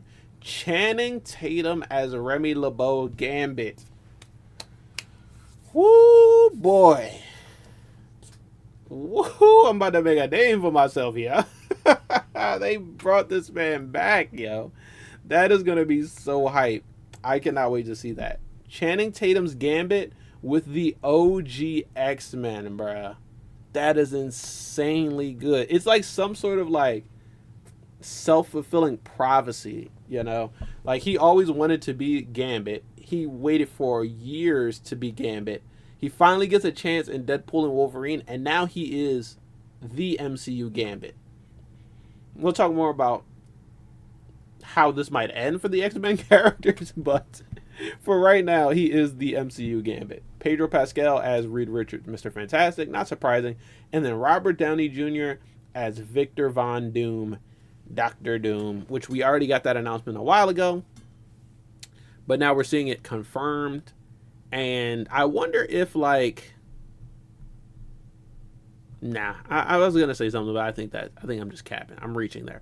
But this was all of the casting announcements that we got yesterday in this big, like, huge, like, 4-hour long announcement video that they made. I didn't even know about it until it was on the last announcement, so lucky me. But, yeah, I don't think this is going to be everyone in the movie, though, because there is no word here of, like, young Avengers characters like Miss Marvel or, I forget Ant-Man's daughter's name, Cassie Lang, or like the new, so Hawkeye's not even on here. Jeremy Renner, Hawkeye's not on here, but neither is the new Hawkeye, who's played by, what's her name? God damn it. I lost it. Haley. I lost it. It left me. But y'all know who I'm talking about. The chick who is in damn near everything, you know? She's in Arcane. She's in Spider-Verse. She's going to be in the new movie Sinners that's coming out. And I cannot think of her name to save my life right now. But she is the new Hawkeye from the Hawkeye series. There is no mention of like Daredevil. Daredevil is not here. No Charlie Cox is featured in this John. Like I said, no Tiana Paris is in here. One of the biggest characters that they are missing from the X-Men cast would be Storm. No Halle Berry. So I don't know what they're doing with that. Then also, we've got confirmation of Channing Tatum as Gambit, but there's no word of Deadpool. There's no word of Wolverine. There is no word of the other characters he was with. No Blade revival. No word of any Blade, right? So not the Wesley Snipes Blade, but also not the Mahershala Ali Blade, which, shit, that movie might not even exist anymore. Nick Fury is not on this list. No Samuel L. Jackson on this list as of right now. And like I said, what other, so for Thunderbolts, I think the only character we're missing from Thunderbolts would be Taskmaster. And if you saw my last reaction to the Super Bowl trailer for Thunderbolts, Taskmaster is barely in that trailer at all. So I don't know if this is alluding to Taskmaster dying or Taskmaster. Here's the theory I have. We start off with Sentry as the main villain, but there's also like some sort of void entity. And then we know that some point throughout the movie, Sentry becomes like a teammate more than a villain. What if Taskmaster kind of fuses with the void and ends up being the villain, and then Sentry ends up being the hero, and then they have to take down Taskmaster? Because she's not in the trailer that much. She's not in this casting decision. All the other Thunderbolts are here. So I would think that for some reason, there's some significant reason why we don't have Taskmaster. Even if she doesn't end up being the villain, maybe she ends up being the like a sacrifice. Maybe she ends up dying at some point throughout it to kind of rally the rest of the troops in the Thunderbolts to finish the mission or whatever.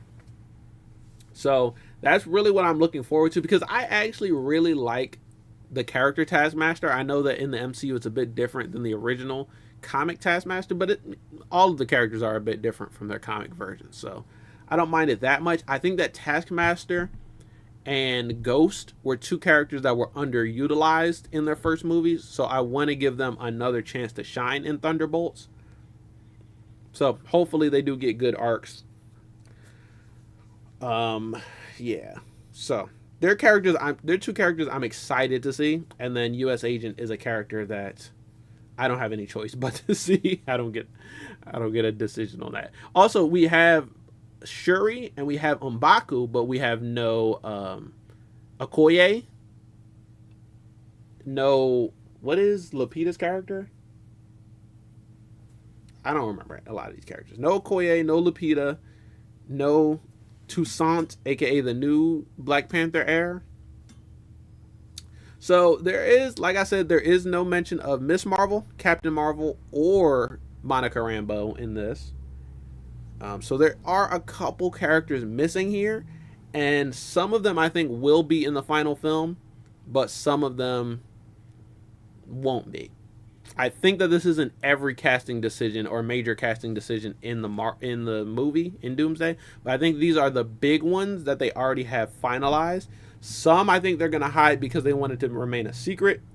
Like if Blade does end up showing up in this movie, I can see why they will want to keep that one secret, not spoil that one. There's no Guardians of the Galaxy. No Guardians in this movie casted so far.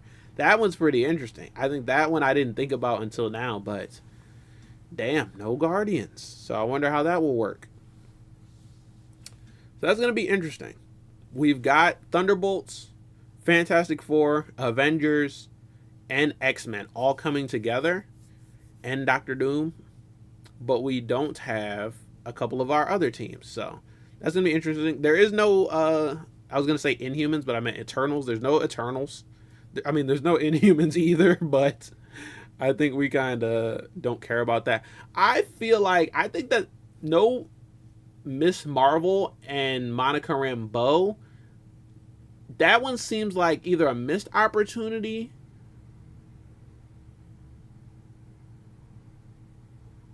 I just noticed something. That one seems like it's either a missed opportunity or it's something that they're keeping under wraps, because Miss Marvel was confirmed to be like the first mutant in the universe, and then Monica Rambeau actually went to the universe where the X-Men is coming from. So I feel like they have to be in the movie somewhere, even if it's just referenced. But I just noticed the story over here. Is this newer or older? This was published January 10th. Tom Holland's symbiote Spider-Man joins Robert Downey Jr.'s Doctor Doom and Chris Evans' Hydra Captain in new Avengers Doomsday art. Okay, so this is art. Concept art. Wait, this is official concept art, or is this just fan art?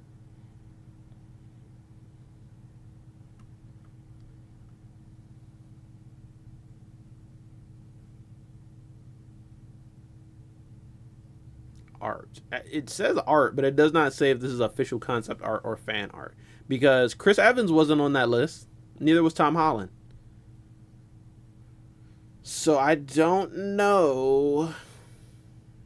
I think this is fan art. To be completely honest, I don't think that this is concept art, because a lot of concept art did leak, but I don't think that this is one of them. No Doctor Strange is on this list. There's a lot of characters missing here, and you know, I think there's so many characters that you didn't expect to see that you don't think about all the characters you don't see, but there are a lot of characters here that are missing, so we'll keep our eye out. Maybe there's going to be another big announcement for another cast, like another big casting pool, but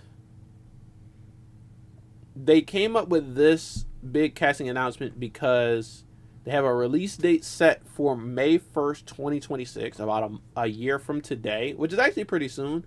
But also, this is like their official announcement that they're in production. So production has officially started for Doomsday. I think that this is everyone who is like signed a contract officially going to be there. Maybe some people are still holding out, and maybe some people are just going to be surprises. But it's exciting. A lot of unexpected things here. A lot of expected things, but at the same time, I didn't even think about it. There's still a lot that we're missing. And if you didn't see, this is how they announced the cast. Look at Paul Rudd. They gave Paul Rudd a tiny chair. They're so stupid for that. So yeah, I think you could say that maybe there are other characters that are going to be joining the cast, but they're not needed yet for whatever reason, right? However, maybe it's how they're shooting the movie. Maybe it's how they are cutting the movie. Maybe it's a part 1, part 2 type thing. But maybe some characters don't come into the story as of yet. All right, so I think that's it for now. We're going to have to keep our eye on it because, yeah, it's a major announcement and there's major implications from it. But I don't think it's complete. I don't think everything is set in stone. I think there's still a lot to work on there. You know? And I mean... But now we're going to get into it with some 2XKO. We haven't officially talked about this game, thought about this game in a while now, since the last, what was it, the alpha test, which I got into, had a lot of fun in it, learned a lot of stuff, but also learned how big the skill gap is going to be in this game. But I did play some of it on the channel, so you guys can check out my 2XKO. It wasn't a new main alert video because I didn't want to take any characters off the table when the game officially drops, but I did play some matches with Braum and Echo. Or did I play Alawi and Echo? No, I think it was Braum and Echo. I think that was the first team I went in with, but I did really like Alawi after trying her out a little bit more, so when the game comes back, I will probably put a little bit more time into her. But also, Jinx got revealed, and who knows who else is going to finally be in this game when it fully comes out. If Vi gets revealed, I actually could see myself playing Vi. I like a bruiser type character like her. But I think Echo is super sick in this game. I think Alawi is super sick. Braum was fun too. So, honestly, all the characters I played was fun. Yasuo was also fun. I think Ahari, that was the one character I didn't really try out that much, but they were all really dope. I'm so here with Sean and let's Clock, get into it for a dev update on 2XKO. Last month, we announced that we're revisiting our plans for Alpha Lab 2. And after Frodo that, we know and you had a Cam. lot of questions. You wanted to know what we've been working on ever since our first Alpha Lab last August. Okay, yeah. So in this video, we're gonna catch you all up. Alpha We'll Lab go over 2. So yeah, they were supposed to do another Alpha Lab by now, like already. I don't remember when it was supposed to be, but they had plans for another Alpha Lab, and then they decided to put more work into the game and change up more stuff before they come back with their new Alpha Lab. So maybe some point in this video there's an announcement of Alpha Lab 2. all But the who big knows? gameplay changes since Alpha Lab 1, and walk you through our newest champion, Jinx, and finish off with a dev show match. First, Hold on. and walk you through our newest Look at champion, the new Jinx, skins. and finish off Echo and Alawi, two of my beautiful children. New skins. They're clean. Those skins are clean. Hey, yo. with a dev show match. First, let's talk about how Alpha Lab 2 fits into our overall development plan. Until now, the focus has been getting Speak our core on it. gameplay right by building and testing demos of the game at events like EVO and Combo Breaker. And your feedback here has really helped keep us on track. At this point, we're feeling pretty confident about the core game, and so we're entering a new stage of development and shifting our focus to the mountain of surrounding work that it takes to launch a really great game. This is stuff like back-end servers, improving matchmaking, localization, and UI. Alpha Lab 2 was Okay. intended to be a larger scale playtest on the road to launch, but as we were putting it together, we find ourselves having to make some short-term trade-offs that could end up ultimately delaying the launch of the game. So we've decided to downsize that test in the spirit of getting the full game out to everyone as soon as we can. We're still planning a large-scale playtest closer to the actual launch, Okay. and as we dial in the details, we'll continue to put the game together and keep you in the loop. Since we know you're itching for news So I think for the entire rest Alpha of Lab this 2 video, might be we're in-house. just going to show you all the things we've been working on ever since Alpha Lab 1. You ready? Let's go. All right, Do so it. I want to talk about the first of the four areas, gameplay and control simplicity. So we just received a lot of feedback that inputs felt confusing, inconsistent, and that there's actually some that overlapped and you're trying to do one thing, but you got the wrong outcome. Okay. So what we did was we took a look at the controls and the gameplay, and we simplified and consolidated a lot of these things. I'm gonna start with the first one, launchers and anti-airs. So if you remember before in Alpha Lab 1, down heavy was your anti-air, and down forward heavy was your launcher.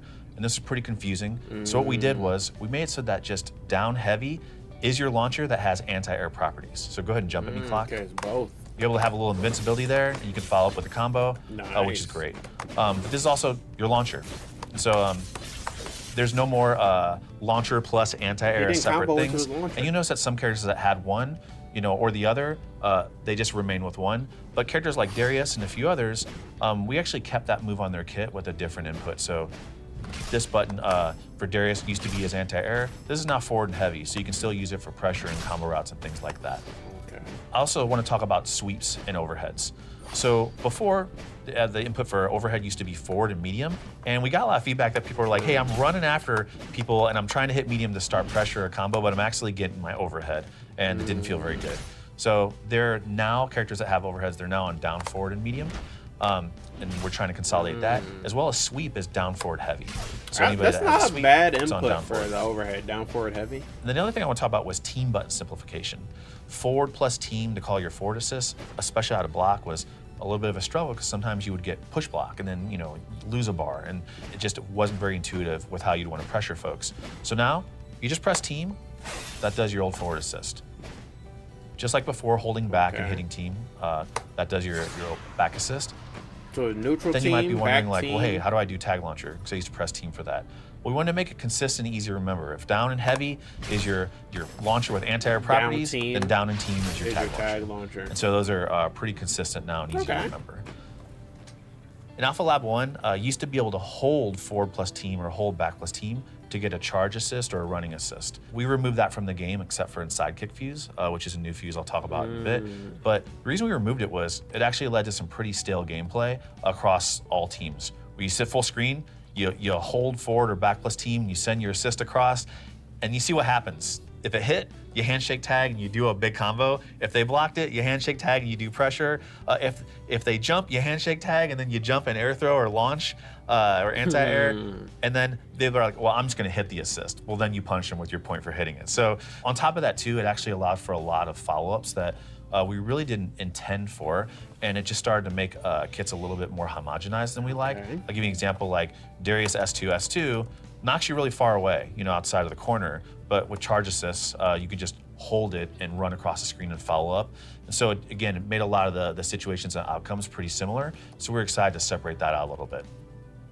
Looking at the next section, super input simplification. There you go. There we go, we got there. We heard a lot of feedback around down being a struggle on some peripherals in particular, but even on ones that folks were mixed about. So we removed that as the input for supers and now made it a lot easier. Now the input is hitting any normal plus special. So for super 1, I can do S1 plus L, and that will go ahead and do the super for Darius. Okay. You notice I actually like that. I can do any normal with this S1 to get that super. So I can do M plus S1. I can do S1 plus, H. And they all give me that S1 super. Sean, what about S2 super? Oh yeah, S2 super. Same thing. So you hit S2 plus any normal button. So S2 plus L gives me that S2 super.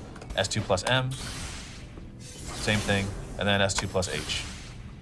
Okay. This is important for us because, your big super is one, gonna be it's a S1, struggle, we know, S2. to do like down on analog sticks. But two, you might have your button set up on your peripheral in a way where one normal might be better positioned to hit with that special than a different one. So we really want you to I like that. Actually, I really like those changes. I don't remember. And that's stuff being so super it should be pretty hard. straightforward and easy.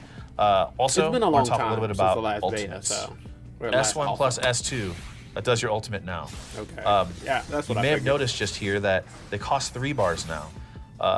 This is pretty important because we really wanted to make them feel impactful and a little bit rare. And so when you see them, they hit. We've adjusted the damage accordingly as well. And also, we also adjusted meter gain. And then I want to talk a little bit about happy birthdays. Happy birthday. Specifically, I know some of you, myself included, may have been in Alpha Lab. You got this happy birthday, clock's 9 over here.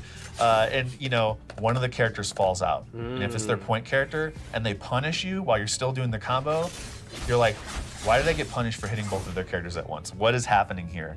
So we reduced global hit pause and made some key adjustments to counter hit pause as well in order to remove some of those cases where the happy birthday would just drop unexpectedly. And to a similar effect, assists no longer enter the battlefield if the point champions hit before the assist lands.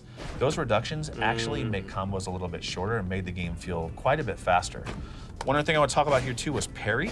So we heard a lot of pain around parrying a physical attack and then accidentally getting another parry afterwards, causing you to not only whiff that parry, but lose that meter and then get punched by your opponent. You're like, hey, this is a sharp reversal of fortune. Can we not do that? And so, we took that out, of course. On physical hit, I'll go ahead and parry it.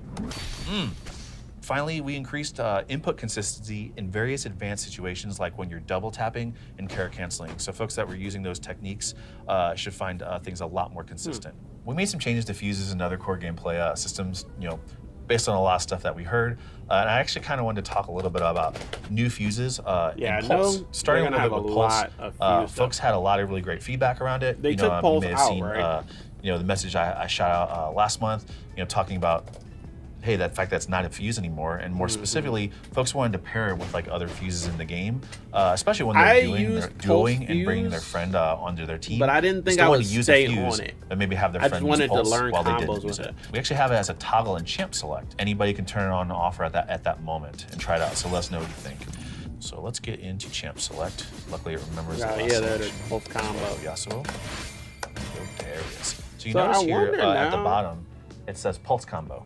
So any of us can hit this button. You see at the top, the old Pulse icon appears, and that means that you have Pulse character enabled. specific too. And just as a reminder, Pulse, will let you mash light, medium, or heavy, and they'll go into a short combo. And if you have the meter, it'll do a super.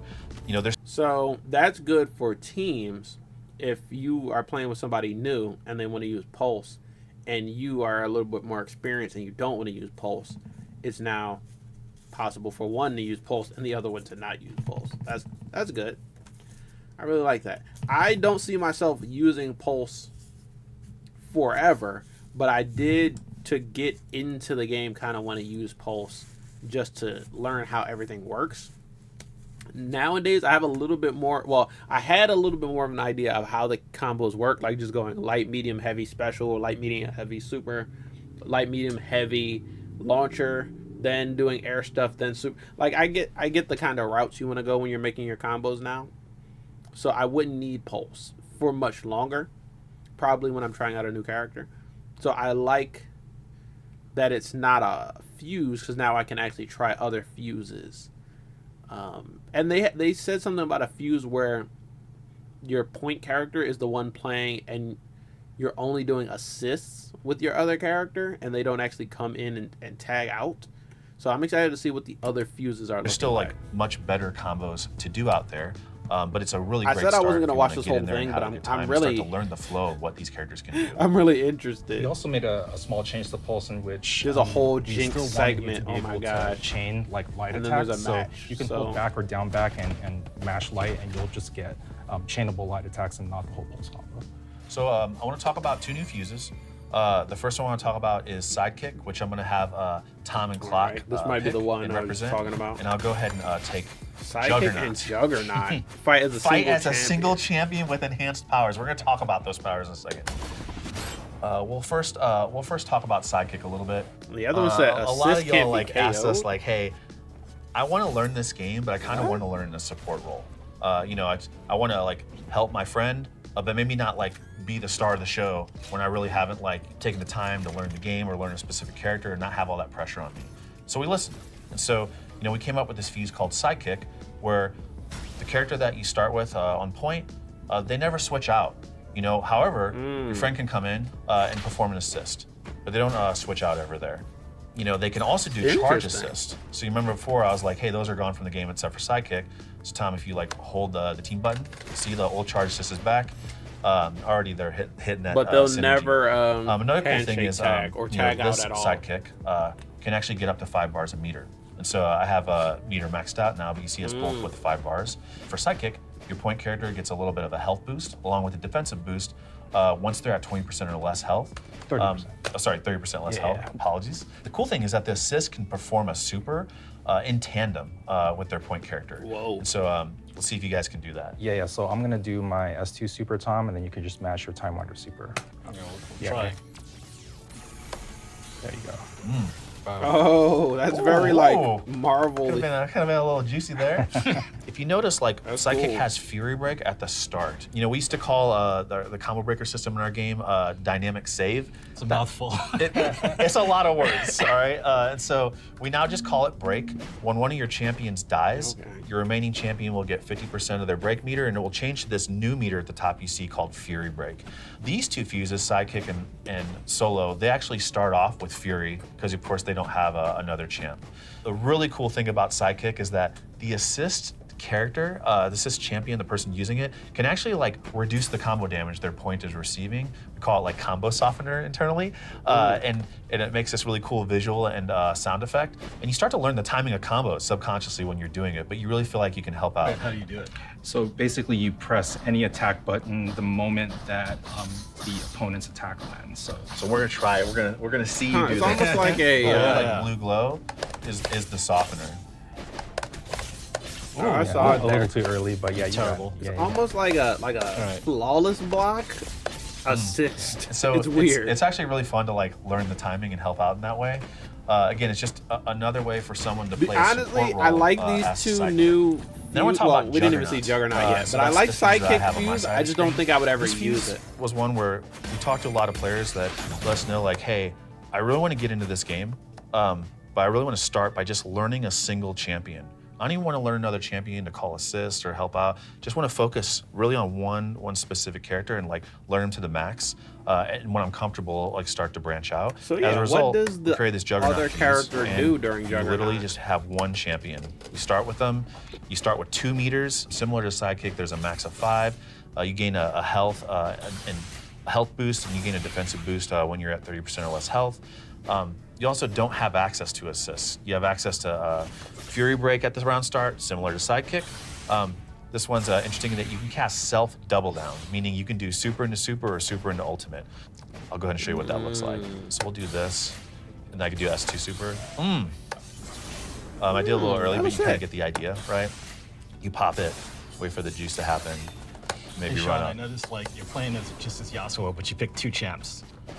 Yeah, exactly. You want to tell a little about that, Clock? Yeah, so, Sidekick work? and Juggernaut, they're unique in that during gameplay, the point and the assists cannot switch roles. However, during pre-round agency, so when it says ready, fight, we allow in all the fuses for players to switch by holding the team button, then it could do a quick tag. That's also the same case for Juggernaut and Sidekick. So in you the case still of get your Sidekick, choice I'm of Sean's 2 sidekick, but maybe characters. the next round we want to switch it up a bit.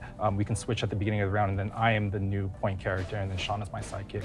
Same for Juggernaut as well. If you can pick 2 characters, you don't even have to play the second character, but you can always switch between them. These are kind of almost like solo fuses, but you could still play co-op with another person. And so, like, you could do, all right, what they said with Juggernaut, you solo the first round, and then I'll solo the second round. And we can still both play, but we both play as solos, which is actually really interesting. And then for the other side, for the sidekick, you solo the whole time, but I will assist you with just assists. It's like I'm a cameo character, but I'm actually controlling the cameo character while I watch the point character do the work. Say like Tom and Clock are just rocking Both my very Yasuo, interesting and I lose that fuses. round. Not gonna lie. But, you know, I've done a little bit of look ahead. I know they're not good against Darius, so at the start of the next round, I'll just hold that team button and switch to Darius. But again, that round, I got only Darius. You're locked in. Darius. Yeah. Right. Another mechanic that only Juggernaut gets access to, which is something we call eject. And so, because the team button has no assist to call, and there's no tag launcher or another champion to tag to, just hitting team causes this eject state, which forces their point character out and forces that assist character in. That's cool. And now that's their new point. And so you could do things like this, and there's a little bit of guess, Clock's amazing. He got that block. Please don't gas him up too much. Like I won't be able to deal with that. But My defense. What can I say? He does a good defense. But again, Juggernaut was just something that we really wanted folks to just focus on that one character and get in there and get in the mix. That's cool. You also notice again it starts with Fury right out the gate. Okay, anything else? Like a ground bounce or a wall bounce or a tumble. You do one of those in a combo, you don't get another one. So if you try to do another one, it just ends the combo. But now, depending on what you end the combo with, you get a little bit of a bonus on top of it. So I'll give you an example. If you end a combo after you've already done a reaction with a ground bounce, you get extra damage. If you do another wall bounce, you get extra meter. So you see extra meter bonus pops up on the bottom left. And if you do like another tumble, if I was good enough, it does a hard knockdown. Yeah, and from that hard knockdown, I can't roll forward or back, so I'm kind of stuck holding whatever mix-up they have. Another thing I want to talk about was meter and damage decoupling. That's sick. So Okay, I'll skip through this a bit because I think we got a lot of really good information. I want to see a little bit what this player agency section is states about. for long periods of time, so we've been working on some changes designed to increase the fun uptime and reduce the amount of time you spend trapped in the corner, getting comboed, etc., etc. So first up, let's talk about dynamic save. We're now calling dynamic save break. And Thank you. The hitbox now gets bigger over time, and then blocking break is easier to combo from. So you also get 50% break meter after a champion dies. Why? Well, we saw and heard that how hard it was to make a comeback. So even when folks were evenly skilled, it was hard to make a comeback.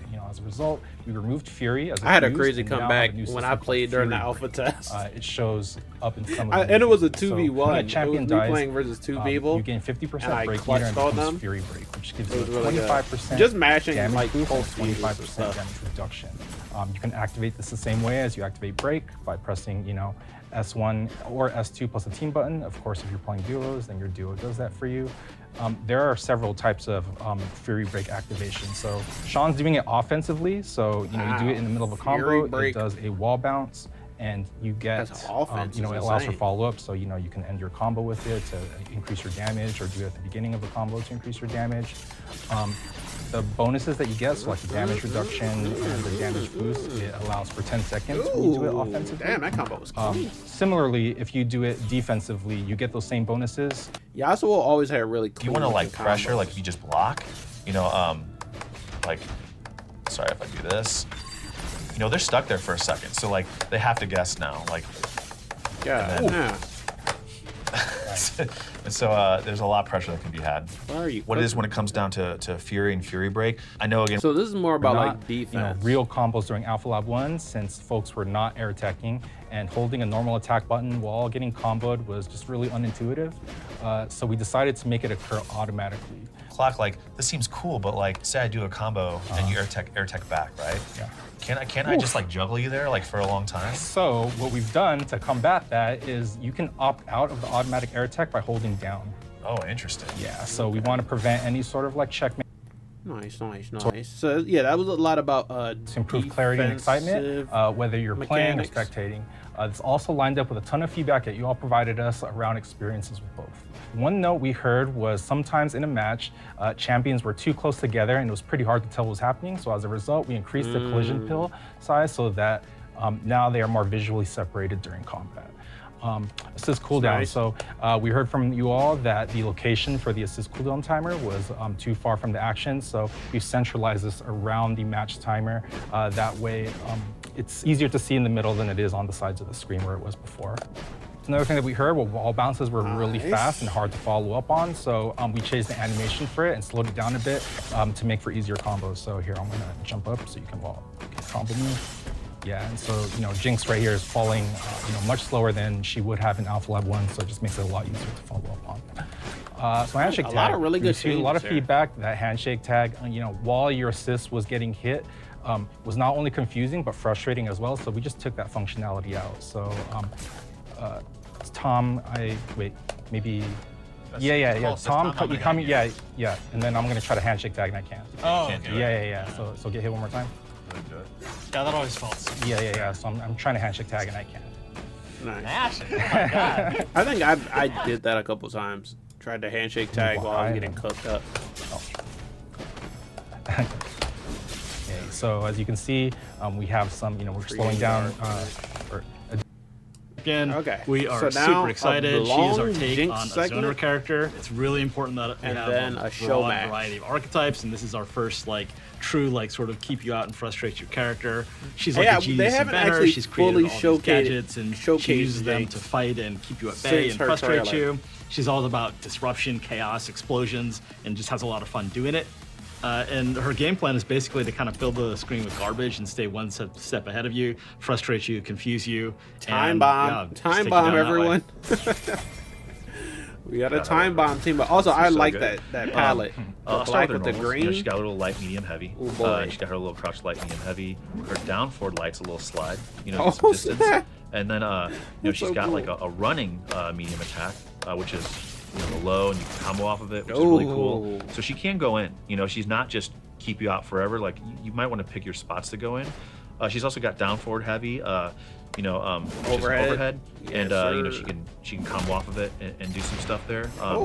But yeah, she's got like a couple things here, and one thing I want to call out too is her M's all use her zapper, and that will actually come into play with how it interacts with her kit, which I'll go over in a second. I want to talk about her specials. So she's bringing out Pow Pow, and she's shooting that machine gun. The cool thing is, as you saw, mine only did 6 hits, but Clock's did 12. It's because you can hold it. So you just want to hold it and grind it out, you can, which is really fun.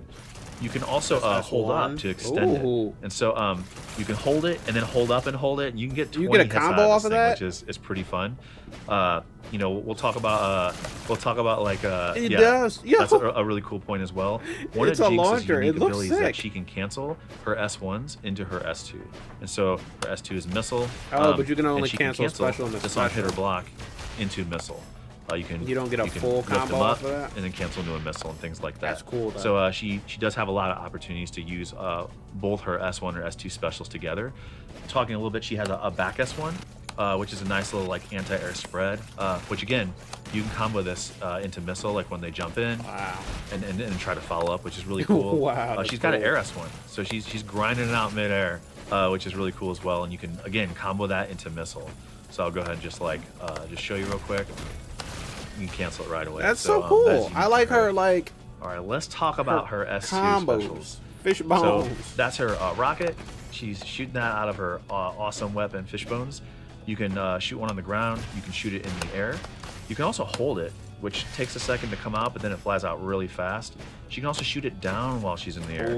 And this hits. I didn't see myself playing Jinx because she's a zonery, but she's also got down S2, which is a rocket jump. she looks really fun. She can hit Ooh, down, rocket jump. down forward, or down back. So it's a really unique movement option that she can act out Wow, of. that's actually really cool. Does the and rocket it also jump hits hit, OTG, though? so you can find some fun stuff with that. It hits OTG. Then she has a back S2. So Not you only might does it notice hit, this meter it hits on the just ground. above What the the- super bars with her zapper. When it's full, you hit back S2. She shoots a zapper projectile, and this Ooh, thing gets lights a you nice up, stun. electrifies you, and you get a free follow-up. I know you're trying to go for that zapper combo. Look, we definitely got that on tape, all right? I also, like that. I want to talk a lot about like her traps and how her kind of kit like revolves Also, I around didn't and peep this interacts new with them. stage. With So the first thing um, is she's got chompers. You do the this with dudes in the forward back S1. and Bessa's You people. tap it, and it has this little patrol of like front, back, front, back. And then after a bit of time, it explodes. Again, for counterplay, if you hit her or she blocks, like it goes away. You can also just knock that thing away with Haley projectiles or attacks, Steinfeld. and That's her name, it'll right? disappear. Bro, why then, the fuck she can also is hold my forward memory so S1 shy? and throw the chomper. And that's actually really cool. Bruh. You notice the eyes are completely off when she's throwing it. It's I remember not that active. an go ahead and hour throw that later. clock. So even though it hit me, it's still on the ground active.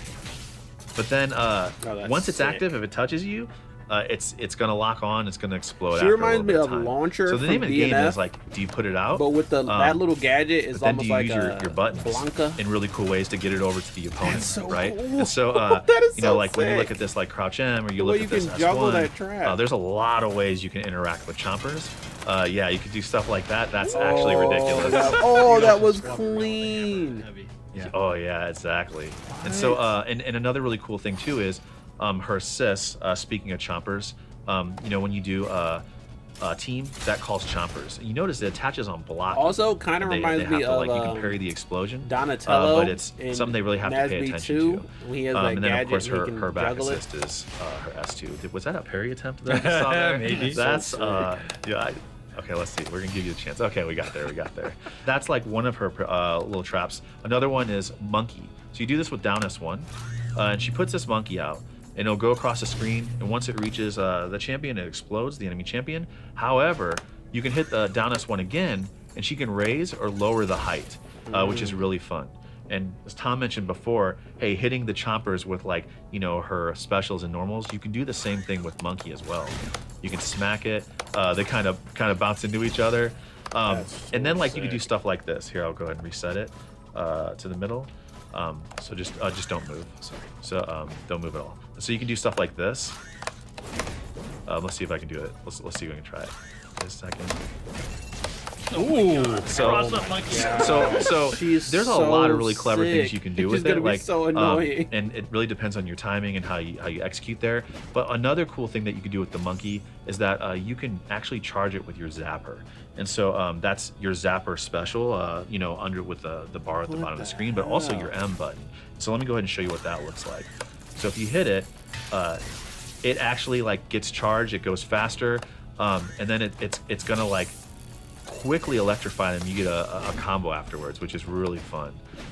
Same if you do this with the zapper. And maybe that hits, maybe it doesn't. You know, we'll see if you can time it better than I can. But again, this one's a little interesting. That's really durable. Projectiles. So if you just you hit it with a normal attack, it'll kill it. But try to shoot rockets at it. Yeah, so the projectiles just push it back, really, and so that's one of the strengths compared to chompers, which just gets destroyed by everything. And so I want to talk a little bit about her supers.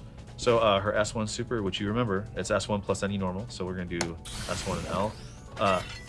she puts this big I wonder rocket what in there that's and like a bunch of hitting on a fireworks. controller. occur. I don't so a really remember. cool thing you can do is you can just like run up and do like. I don't even right remember heavy, the like hold input S1, scheme. up S1, What and button then- was what? And then do her S1 super and get that rocket. When I going. played on controller. And this is a really fun super because if you can get I them feel in like sweet light, spotty medium, explosions, heavy, it does a tag, ton of damage. Tag, and then S1, Also, S2. you know, it's good to catch jumpers. Probably look at the shoulder and, buttons. another thing I want to talk about a little bit as well is her S2 super. So this one is I can see that. I don't takes see that zapper being and- too and hard to hit. Charges it and shoots a big beam. If I put it doesn't do as S1 much and damage as the S2 on fireworks like in the left sweet bumper, spot, left but it's trigger, great oh, no, for right killing bumper, right assists, trigger. you know, and shouldn't be hitting too hard like to multiple hit. people at once.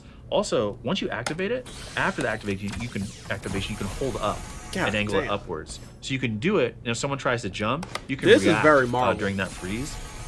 You can also shoot it straight in the air or straight down as Straight Clock up, showed. straight down. And we'll see if we can get this guy going. It's so easy. I'm just really bad at this game. Jesus. There we go. There we go. I was doing the wrong one. I was doing S1. And so yeah, you can shoot that down. You can shoot it straight. See, you can try to parry. Oh, let's see if you can parry this thing. Hold on. Let's see if you can parry this. Let's see. Oh, you do hate to see a misplay. You have to parry We like the every attempt. hit, If y'all bro. can This parry is that, very send me a Marvel. clip. Send us all a clip. We want to see it. This is gonna be the new and Evo you better not moment. whiff at the end either. Oh, It has to be like a man. parry and a punish. That aside though, there's a lot of, as you can see, there's a lot of utility with the beam. You have S1 plus S2, which is her ult. This is one of my favorites. It's really sick. So she hits this button, lets it rip, and this thing comes down and it explodes and does a lot of damage. The really cool thing is it kind of tracks the opponent's location a little bit, and that super mega death rocket will land like right in front of them. But also, its height doesn't change. So if like they're in the air, it will hit them in the air as it's falling, which is really cool. Let's see if we can maybe manufacture that. So there's a Get bit that of like disjointedness to it, like here. Yeah, so you see it. I guess it Jinx brought doesn't clock come down, in until it which is lands, really cool but it as looks well. like you could maybe come in and yeah, like I showed you a little bit of the assist. continue I do want pressure to show you the combo super of it. assist, Maybe you're which is pretty cool. still in recovery, but So she shoots a big tons spread. of fishbowl. And you know, some of our super assists, they do look like existing supers in the game.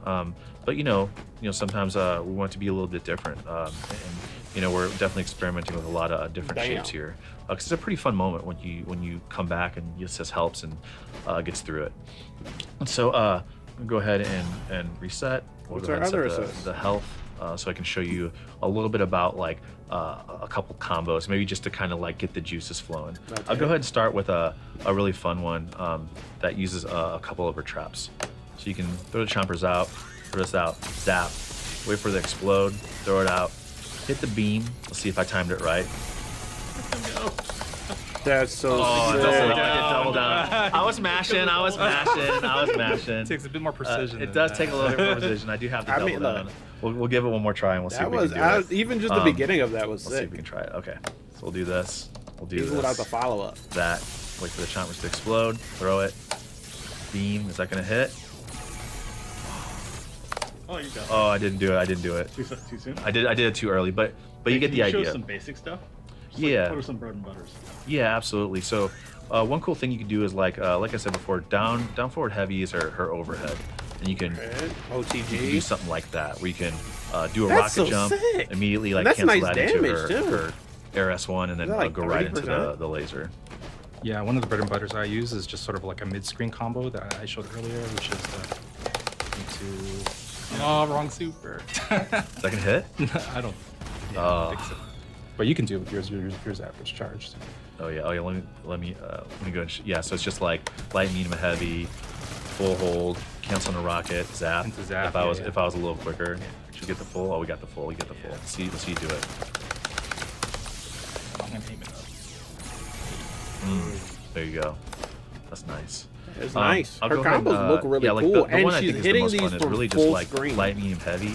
Hold this, lift it up, and then do the fireworks. The cool thing is you can start setting up. So I'm putting a monkey out. I'm throwing a chompers, and there's like already stuff coming at him on the screen. Yo, how dare you hit that thing down? That's disrespectful. Let me go ahead and I want to show you like two more really fun combos again, just to kind of get I like the juices this. flowing. I like these These are pretty combos. hard. They took me some time I think to we're gonna practice. go into I didn't the make these up. show Shouts to match the team after this. that made them up. So one of the things I want to show off, and then what should this, I play use some normal she has, Spider-Man too? back I think then. I'll play a little And bit. This is just cool because like, it puts her airborne. not do any So you missions can or shoot a anything, missile but right just after it. exploring and you can do a showing lot off of the really game. cool stuff after it. So I want to kind of show you one thing that's cool. And we'll see if we can get it here. Actually, let me charge my Steam Deck right now.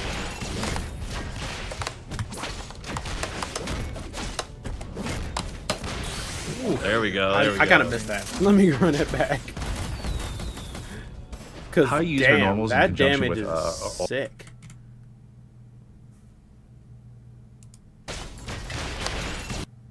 One thing that's cool. And we'll see if we can get it here. All right, let's do it. Ooh. Oh my There we go. There we go. That is so insanely good.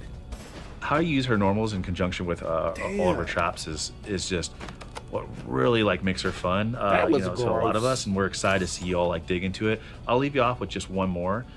This one's like pretty hard for me, and so I'm gonna need a lot of tries. I'm gonna need some cheering from y'all to see if we can get this. I believe in you, Sean. This one I'm gonna. Let's see if there's a thank you. cut here. I'm we'll know gonna it try to took him use a bunch of Darius tries. assist and use some traps here. So we'll see how. No it goes. cut. Okay, hold on. Let's see if he hits it. All right, that didn't get there. Okay, he already needs a couple tries.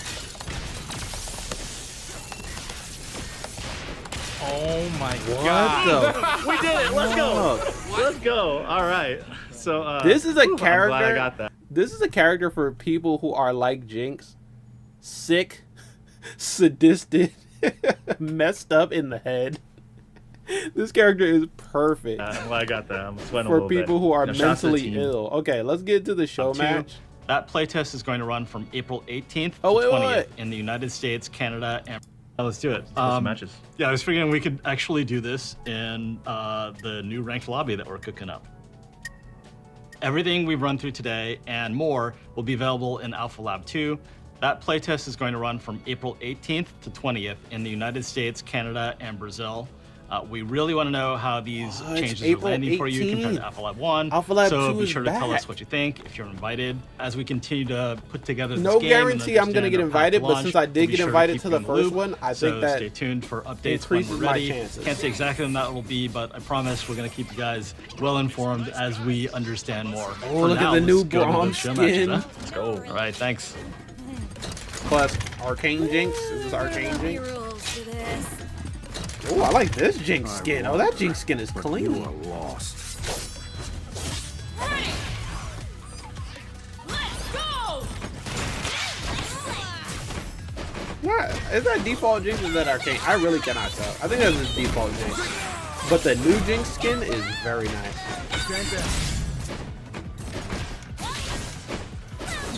It's a lot faster right now. Also, look at the effect on that Jinx skin. Oh, it might just be the cell shading bugging out because it's pre-release, but I think it actually looks cool.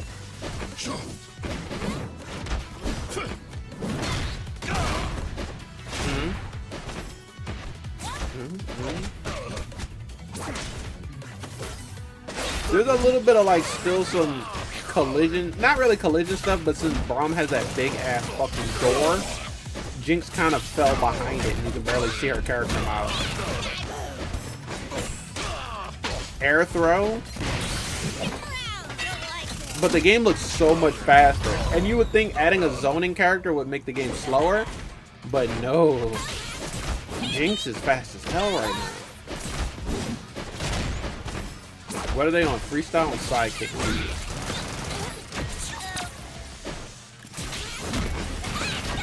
Okay, so since he's on sidekick, it's all Jinx basically.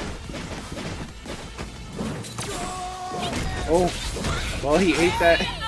He ate that zapper, but it wasn't enough. Hey! Let's go!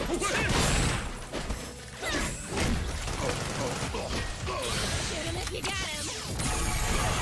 Wow, that is so sick. I love the hit confirm into super. I think it'll be easier to hit confirm stuff in the supers in this game because it's button inputs for your super and not motion inputs like Street Fighter.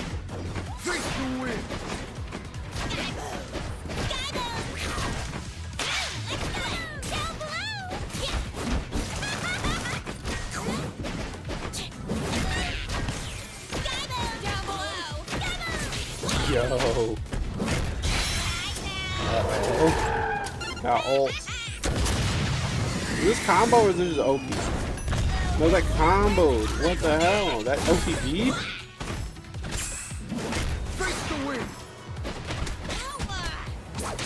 I want to see the sidekick Jinx win a match. But it's basically like a 2v1, so it is going to be kind of hard. Okay, got that, whatever, the new break, Fury break. Cooked. Absolutely smashed on. Oh my god. Until I shoot him. Time to throw down. Time bomb mentioned. Oh, wait, is it time bomb? Whoa, Darius skin is crazy. Too many guns? More like not enough arms. Let's go! This is like lifeguard skins, beach skins.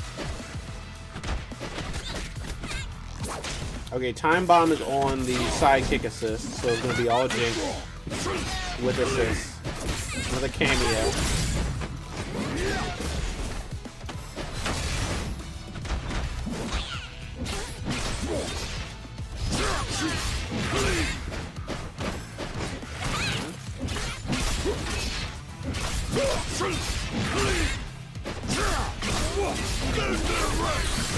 Well, GG's.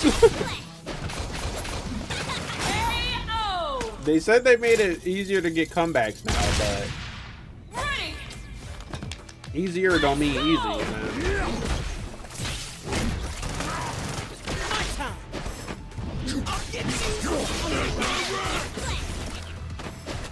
So if you're in sidekick and your assist gets hit, you're still taking damage, right? It's funny that they had to do a whole segment on like visual clarity. I think the visual clarity isn't bad in this game, despite how much stuff is going on. You can mostly see what's like still figure out what's going on, determine who's getting hit by what state they're in and all that. I think it was more of a UI changes than character changes, but the collision thing probably will help.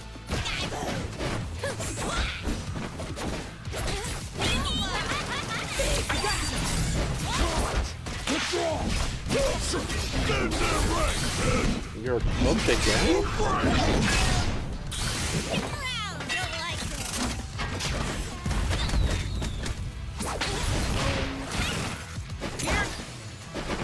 He tried.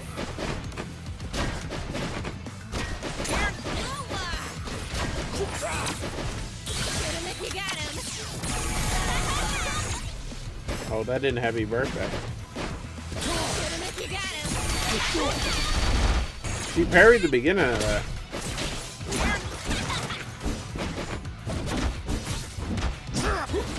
Come on, Jinx. I want to see the sidekick team win. Oh, parried that.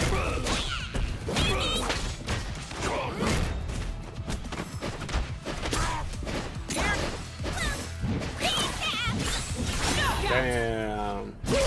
The thing is, I feel like this game was already really good at the last beta or alpha. I cannot believe it's gonna be better at the next alpha and then maybe even better at launch. They're actually cooking. Oh, Alawi mentioned? Okay, the next match is Alawi. I'll watch one more match. I want to see Alawi. They didn't mention any character specific changes though. Like, did Alawi get buffed? But it'll still be fun. Okay, and we got Echo, and we got no sidekick. We got double down versus 2x assists. And I cannot honestly remember the difference between those two fuses.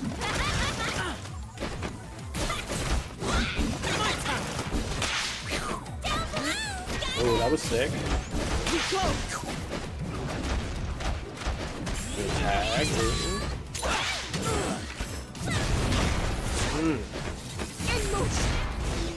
I love Alawi, bro.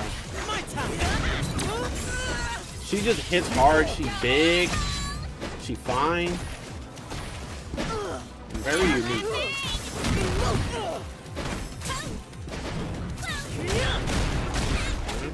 3-3. 8. Ugh. Thought you were gonna have the tentacle do some stuff off of that. Woo! That got the fuck out of her.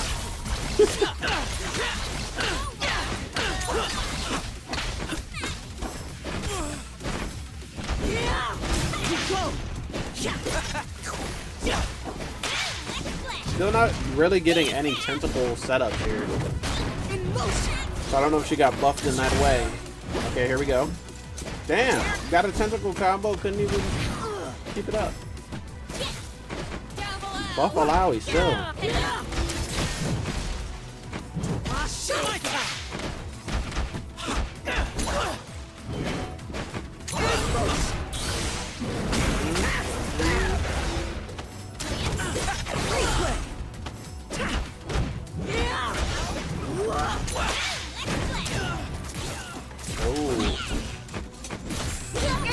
Nice.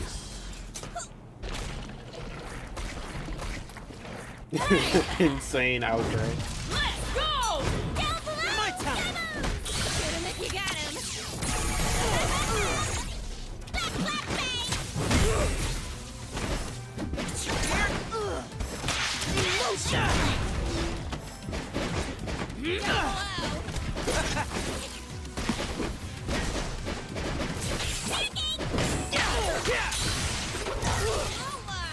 See, like here, I think the most messy the screen gets, right, is when there's like 4 characters on the screen at once. They're all doing different animations and stuff. Still, it's not that bad as far as visual clarity. I'm glad they took steps to make it better. But it's never really bad. I think part of the thing is the art style too really helps. Very bright colors and like gold outlines. The characters really stand out from each other. Really helps with the visual clarity of the characters and stuff, you know. I love the UI changes though. What the hell, you got mixed off of that super? Come on, Alawi team, I'm rooting for y'all. Let Bay get her health back, Jinx. You gotta carry the team right now. God, man. The animation on that, it looks like it hits hard now.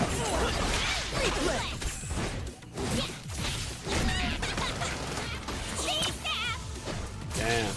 Okay, Alawi got a nice amount of health back, but Jinx got absolutely cooked up there. Now it's 2v1 with a hell of a comeback in order to make it happen.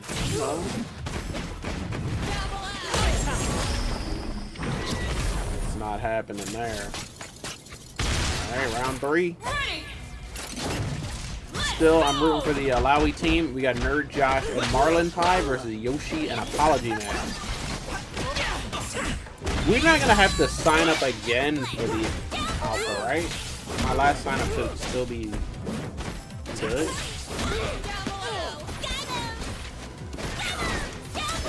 Alright, boom.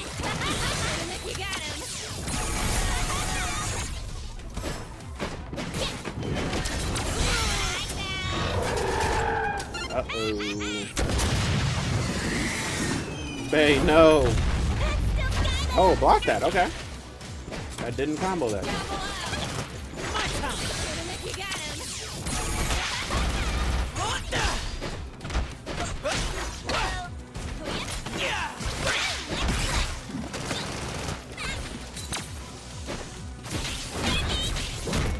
Damn, it's not looking good for my team. We are getting cooked up. Are you gonna tag out? Nope. This is gonna try to still keep it going. Nice. Okay, now we're tagged out. We need damage on that team, bro. They are still... Okay, here we go. There's damage. Okay, hold on. Alawi clutching and got a hit on both. That was the equalizer right there. We can do it.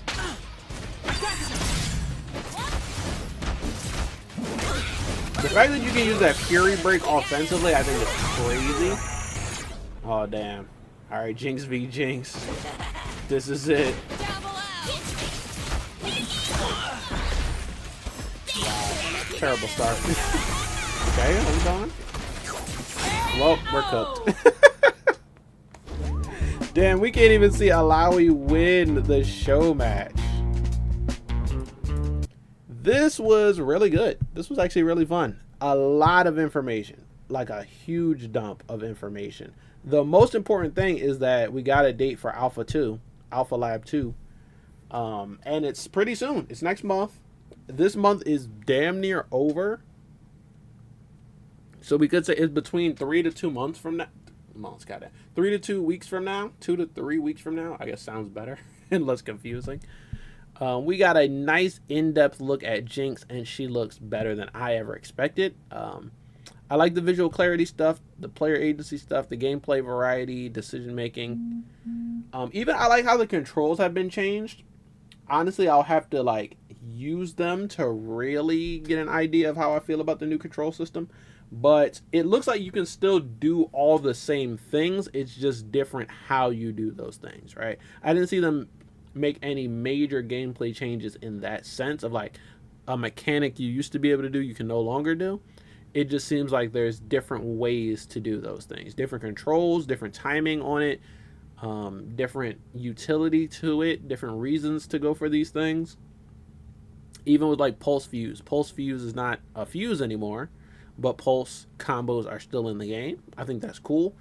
The new fuses look like they're cool. I don't think that they would be fuses I'm interested in. Like, probably not competitively, but I'll definitely try them out. You know, just to try them out. When the Alpha Lab comes back, fingers crossed I get in. I don't know if it's like, you know, you got into the last one, so you're automatically considered to get into the next one. Have no idea if it works that way. But I did play in the last one. I did do the survey and everything, so I think they can trust me for like feedback.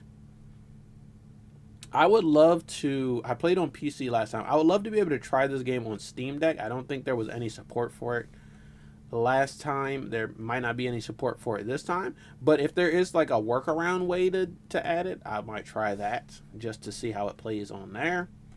It's early, so if it doesn't work, I'm not too, you know, sad if it doesn't work right out the box.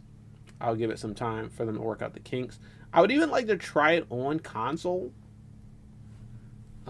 Just to try it. Since it's going to be a free-to-play game, I'm going to probably end up downloading the game on all my consoles, right? All my PC, Steam Deck, Xbox, and hopefully it has cross-progression so that I don't have separate accounts on all these different consoles like Marvel Rivals, but I have one account and anything I unlock on one goes over to the other. Any progress I make on one goes over to the other. That's what I would rather have. But yeah, I'm excited for 2XKO.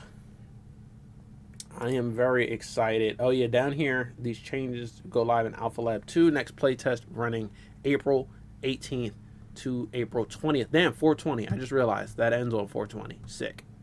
Very cool. Head to 2XKO for more info. I'm gonna look into it, see if there's any like FAQ questions I want answered. But I think that'll suffice for now. I'm going to play how long have we been live? 2.5 hours. I'm going to play like maybe 30 minutes worth of Spider-Man 2 just to show it off. All right. So that's what I'm going to do now. I'm going to switch over. I'll just put it on the intro screen until I get the Steam Deck set up. Honestly, all I have to do to set up the Steam Deck is get the HDMI. I'm not going to plug in Ethernet or anything because I'm not playing online competitively. Let me just grab the HDMI. God damn, what the fuck? Got glued the HDMI in. And let me put it into my USB hub. Alright, boom. Now let's load the game up on Steam Deck.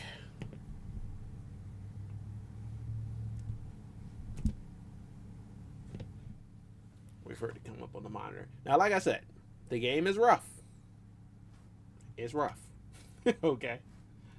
So just know that. It looks a bit color is a bit different on my monitor. It's very saturated in OBS, but it's a little bit pale on my monitor. I don't know why. Maybe some new color settings or display settings. Either way, let's just pop right in. And actually, let me switch my headset to the gaming monitor. As you can see, here's some of the screenshots I took, right? This is what I took yesterday. It looks fine, kinda. But if you look at where the logo is, the Spider-Man logo on the black suit Spider-Man, you can see some of the like discoloration, pixelation, texture issues. I don't even know what to call it. And I got Miles in that Black Panther suit because that thing cleaned in a motherfucker. And we got this one. Didn't have any of those issues, but you can see it's a little bit, if you can see it. It's actually dark as hell in OBS, but a little bit FSR-y, you know? If you have experience with FSR, you kind of know what some around the edges it gets rough, you know? If you look at like hair up close, it gets rough. Any really hard textures. But I think a lot of the geometry. Oh, here's one of the glitches I caught. So this was from one of the story missions, and the cinematic. This is what I'm talking about. The environment didn't load in yet, so you can see there's no floor, there's no ground underneath me and Tombstone. The wall that Spider-Man is clinging to is not there, and you can see stuff in the background, like buildings and objects in the background that you shouldn't be able to see because there's supposed to be a wall right there. 6 shot of me and Wraith. I'm in the wrong button. Nice shot of me and Wraith. I was rocking 29. And this was a glitch as well. I got stuck inside one of the Mysteriums and it wouldn't load outside yet, so I was literally just sitting there. This is a glitch too. I was doing the Black Cat mission and it told me to zip to that point, and I did, and nothing was progressing. It was just frozen. The stuff in the background was still moving, the cars and the helicopter, but Black Cat was literally just standing there, and I just kept jumping off and re-zipping to it, and nothing would start. That's just me with some fireworks. All right, let's get into it. Let's get into it. We're just going to play a little teeny bit of it, swing around, do some side missions and maybe some crimes. Do some crimes. We're going to not do some crimes. We're going to stop some crimes. But I'm not going to progress the story or anything. I've considered making like some playthrough videos for this and just making it like bonus content. And I might, but I'm honestly just having fun playing the game and not worrying about recording the game, you know? This is actually my first time playing it on a monitor, so I have no idea what it'll look like on a larger screen. Probably worse than it does on a handheld screen. The handheld screen is small, but I think it'll be fine.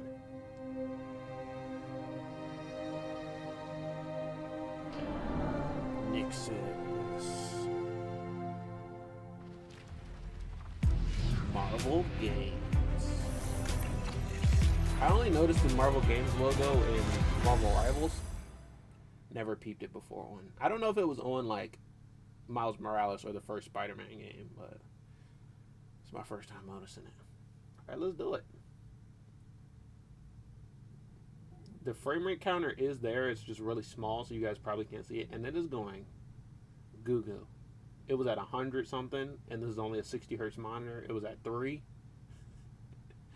65, 60. I'm hoping like close to 60 during gameplay. It was able to hit close to 60. It's able to be at 60 for a little while and live there with frame gen on, so I get it's not 60 real frames, but 60 frames with frame gen is not bad at all. I like it.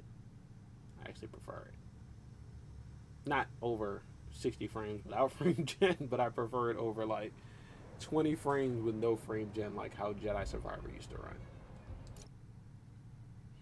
Alright, let's just get into it. Honestly, I wish I would have saved right before I did the lizard mission yesterday so I could replay that part, because that part was actually really cool. It looked nice, it ran nice, it was a fun mission. I didn't actually even mean to play that last night. I was doing Miles Morales stuff, and apparently if you go to a mission with the wrong Spider-Man, it'll just switch you and continue the mission anyway. You don't have to actually switch to the Spider-Man that the mission requires. Tracker says Connors is in the Upper West Side sewers. Better move. Okay, so right now he's angry, man.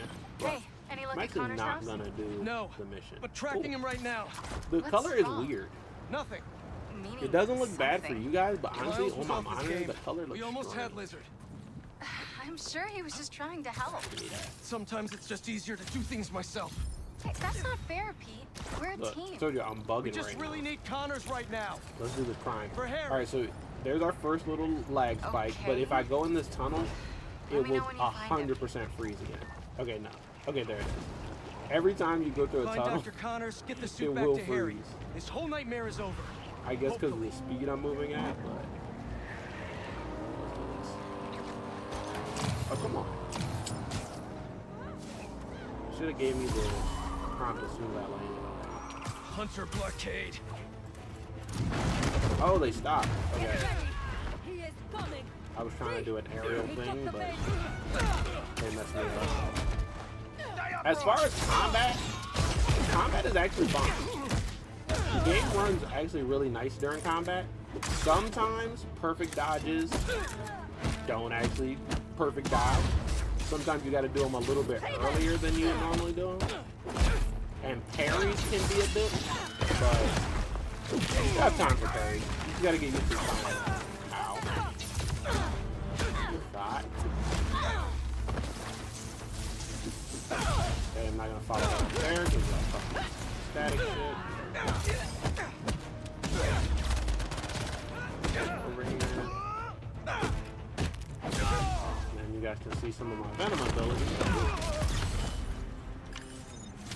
Never had a Jesus. chance.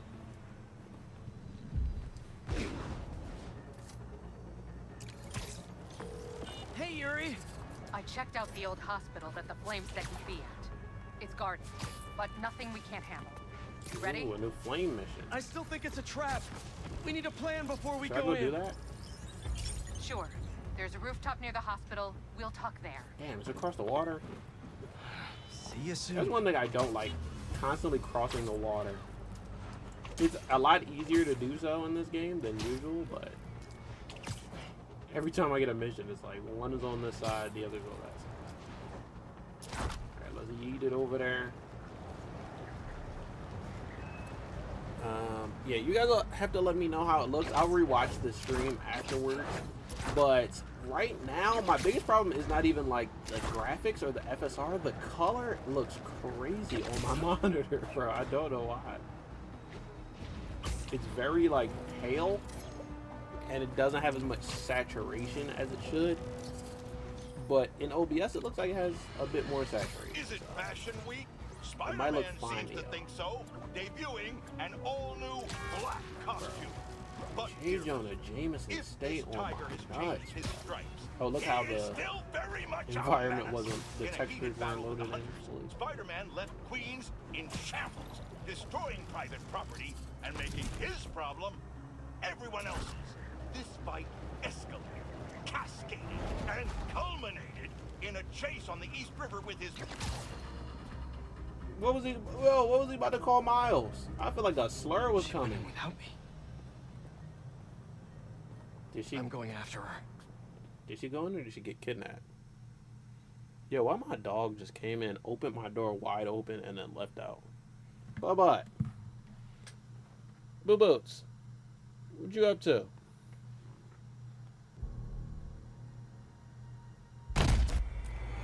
He never answered me. I have no idea what he's up to. Okay. We got a sound effect, but it's still loading. Okay, hold on. Let me pause real quick. Check on the dog. BRBs.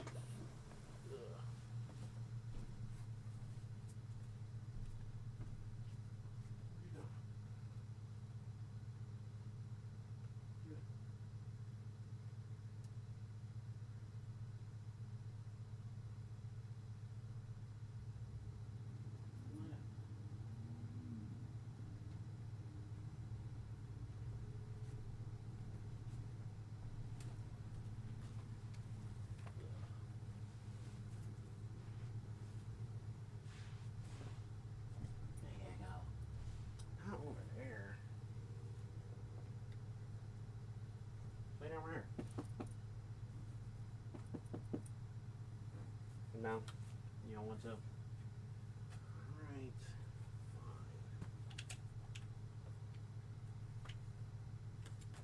Oh, now you won't lay down there. So annoying. Such a diva.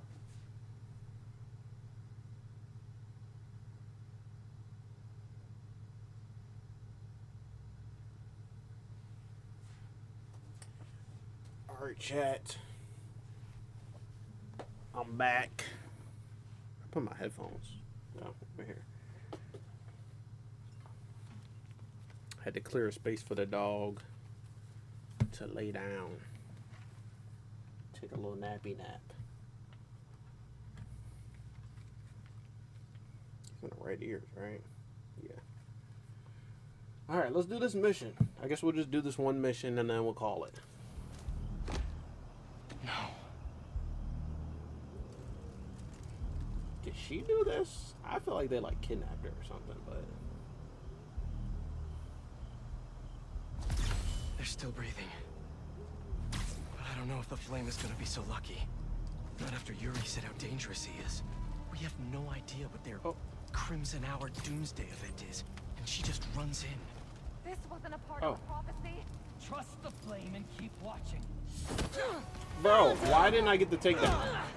Y'all saw the takedown marker. I hit X, and it just punched her in the face. I prefer to do stealth missions with Miles anyway because he can go stealth. Oh god, not right now. Sorry, Bubba, you don't have to scream. Fuck, I didn't pause the game.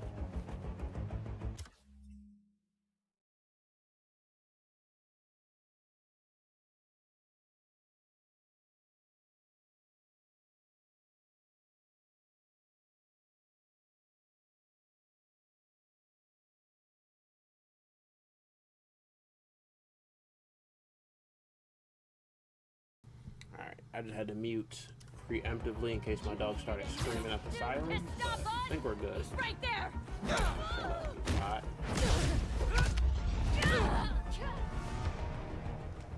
Gotta take these guys out before they alert the others. There's more guys? There you go. Oh, at least one more. I'm right here. Where are you? Alright. Where are you, Yuri? Damn. That's not a good rumble.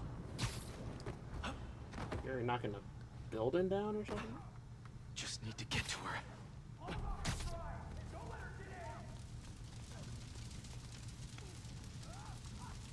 Where the hell do you want me to go?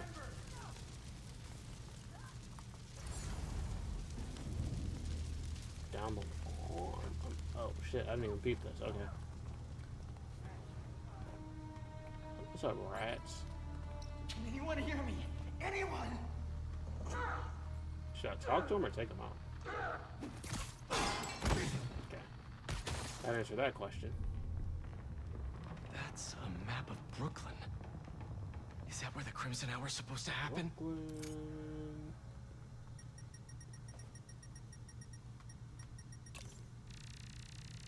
Why Brooklyn? Oh shit. What's Oscorp got to do with all of this?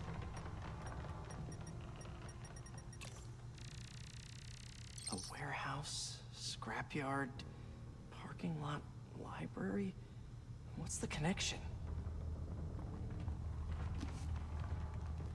My embers. I've heard some concern amongst you recently concerning our losses and deliveries.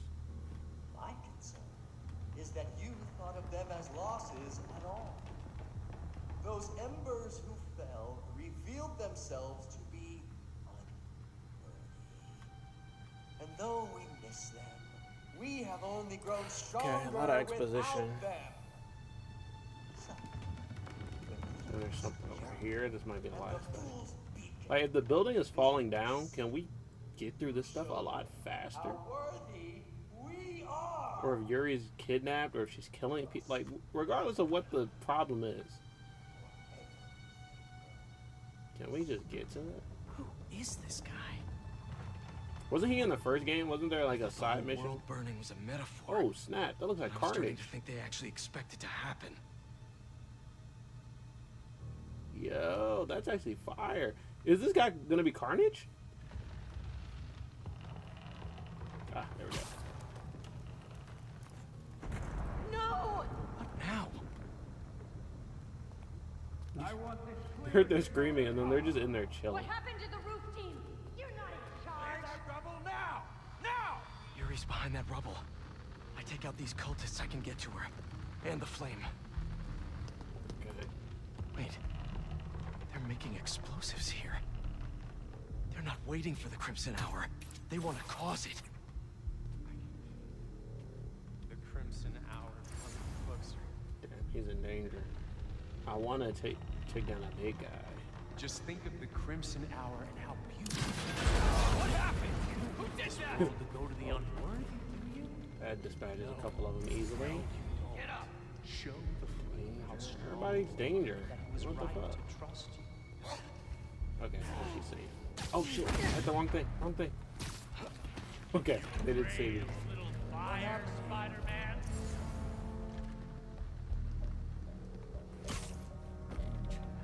Come out wherever you are. They're so close. Okay, us out. hold on. And get safe. So No, the fool now they're close. speaking thinks he can win, huh? What about this guy? You'll find you soon enough, Spider. I actually like the stealth missions. This is the part that like reminds me of Arkham. He can't hide forever. But like I said, I like to do them with Miles more often because he has a stealth suit. I'm gonna just take out the big guy, and then I guess I'll fight them because they don't want to split up. Like that's the thing about Miles Don't you too. know? Oh Only shit, wrong one. squares show up to parties on time. Even if they see me when I'm playing as Miles, Crimson Hour. Just I can go invisible and then go back to stealth. Just the beginning. What do you people want? Shit, I hate the big guys.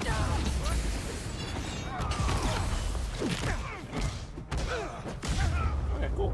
That was pretty easy. Now to clear the rubble.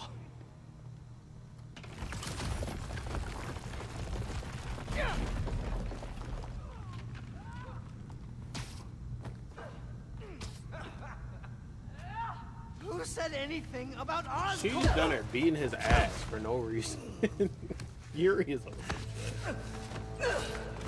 Stop!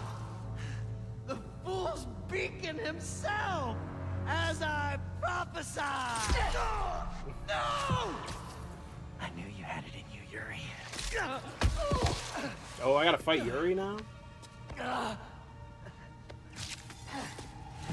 There. That'll keep pressure on Oh, that I didn't see this coming. I mean, at least not until much later. This is only like our second or third mission together. If you want Ow, the flames, my fault. you're gonna have to go through me. Then you're about to swallow a lot of blood. Ow, okay. You're going to have to kill That was him, my Yuri. fault. I thought I was gonna be able to parry the first thing. He'll never stop. Nice dive. I'll finish you when I'm done. The flame I didn't mean to die, do that. Spider-Man. The longer he lives, the Can I more get out the people corner? will get hurt. There are other ways to stop him. Less traumatic ways. I see the dodgeable thing, and I think I can parry it, You'll and I need to can learn more about it. Acting like he'd cooperate. do that. That's a dodge, then a parry.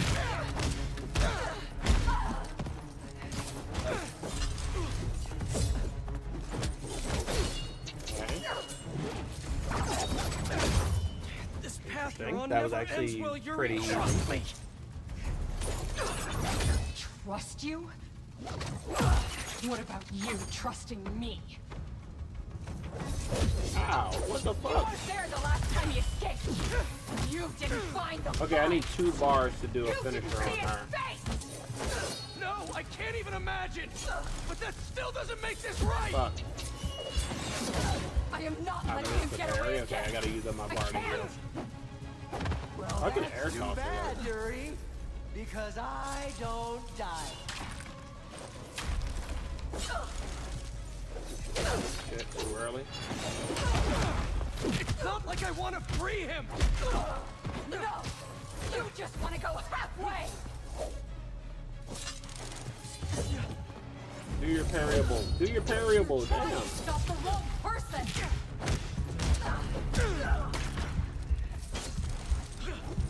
Gotta thank you both for giving me such a good show. Much more exciting than all the planning. I gotta keep healing because I keep fucking up.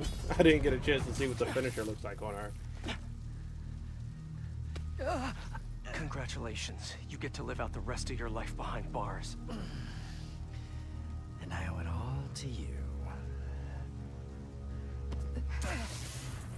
You just hemmed her up and left.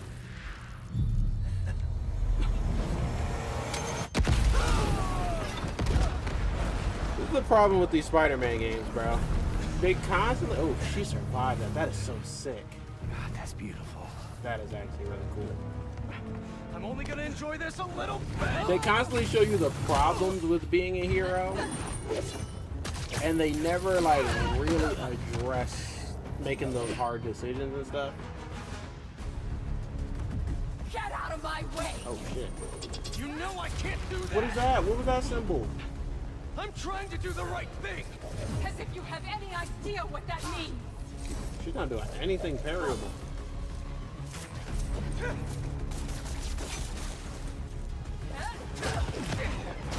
What the fuck?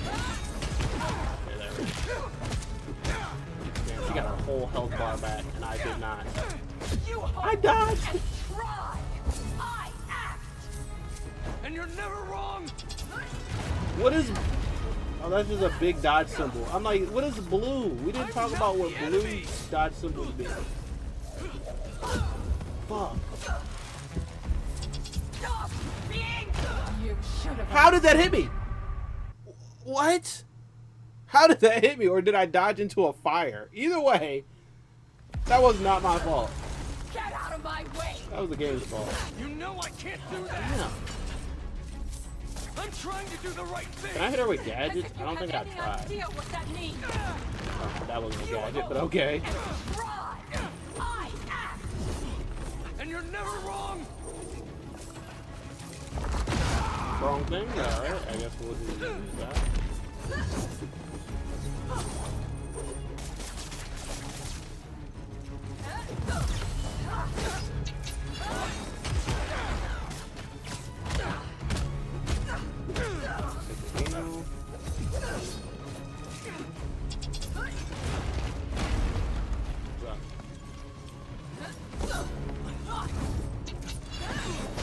Oh, come on, I tried to dodge in the parry late.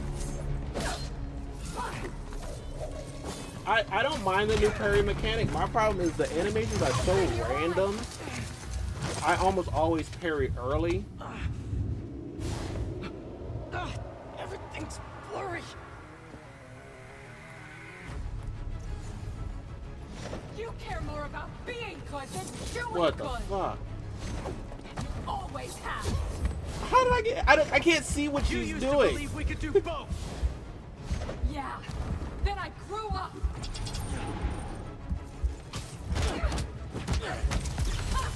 You talk like I've never saved anyone. Oh, and nobody's died under your watch? I doubt that. You're the one who wanted to wait to come here. True. I did. If we had followed your plan, And honestly... the flame would have escaped by now. Yeah, she makes a point.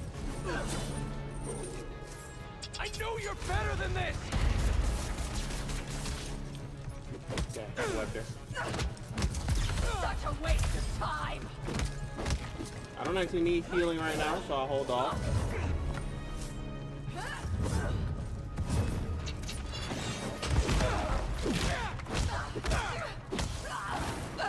Yeah, the fire on the environmental fire is actually messed me up pretty bad. And you're not the authority on justice.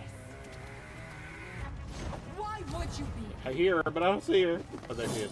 You're just a man in a costume. Now I gotta heal. Playing hero.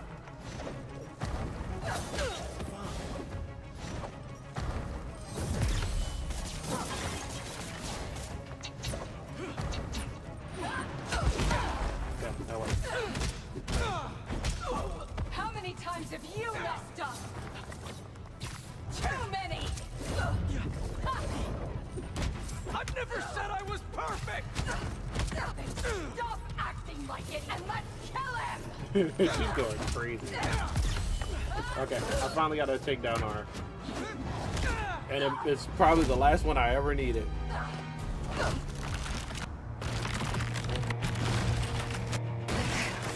Yuri. And watch, we're gonna get out here, he's gonna be gone. And it's gonna further prove her point.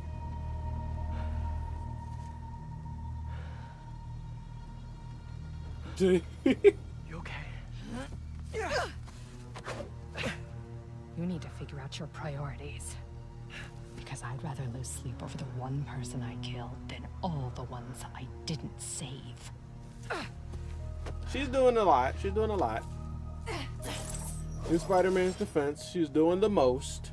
But a lot of times the game raises this problem about, like, you know, we can't save them all as heroes. A lot of stuff slips through the cracks. To let the flame hurt anyone else. I'll find him. And then it never really addresses it further. My biggest problem was with the Miles Morales story.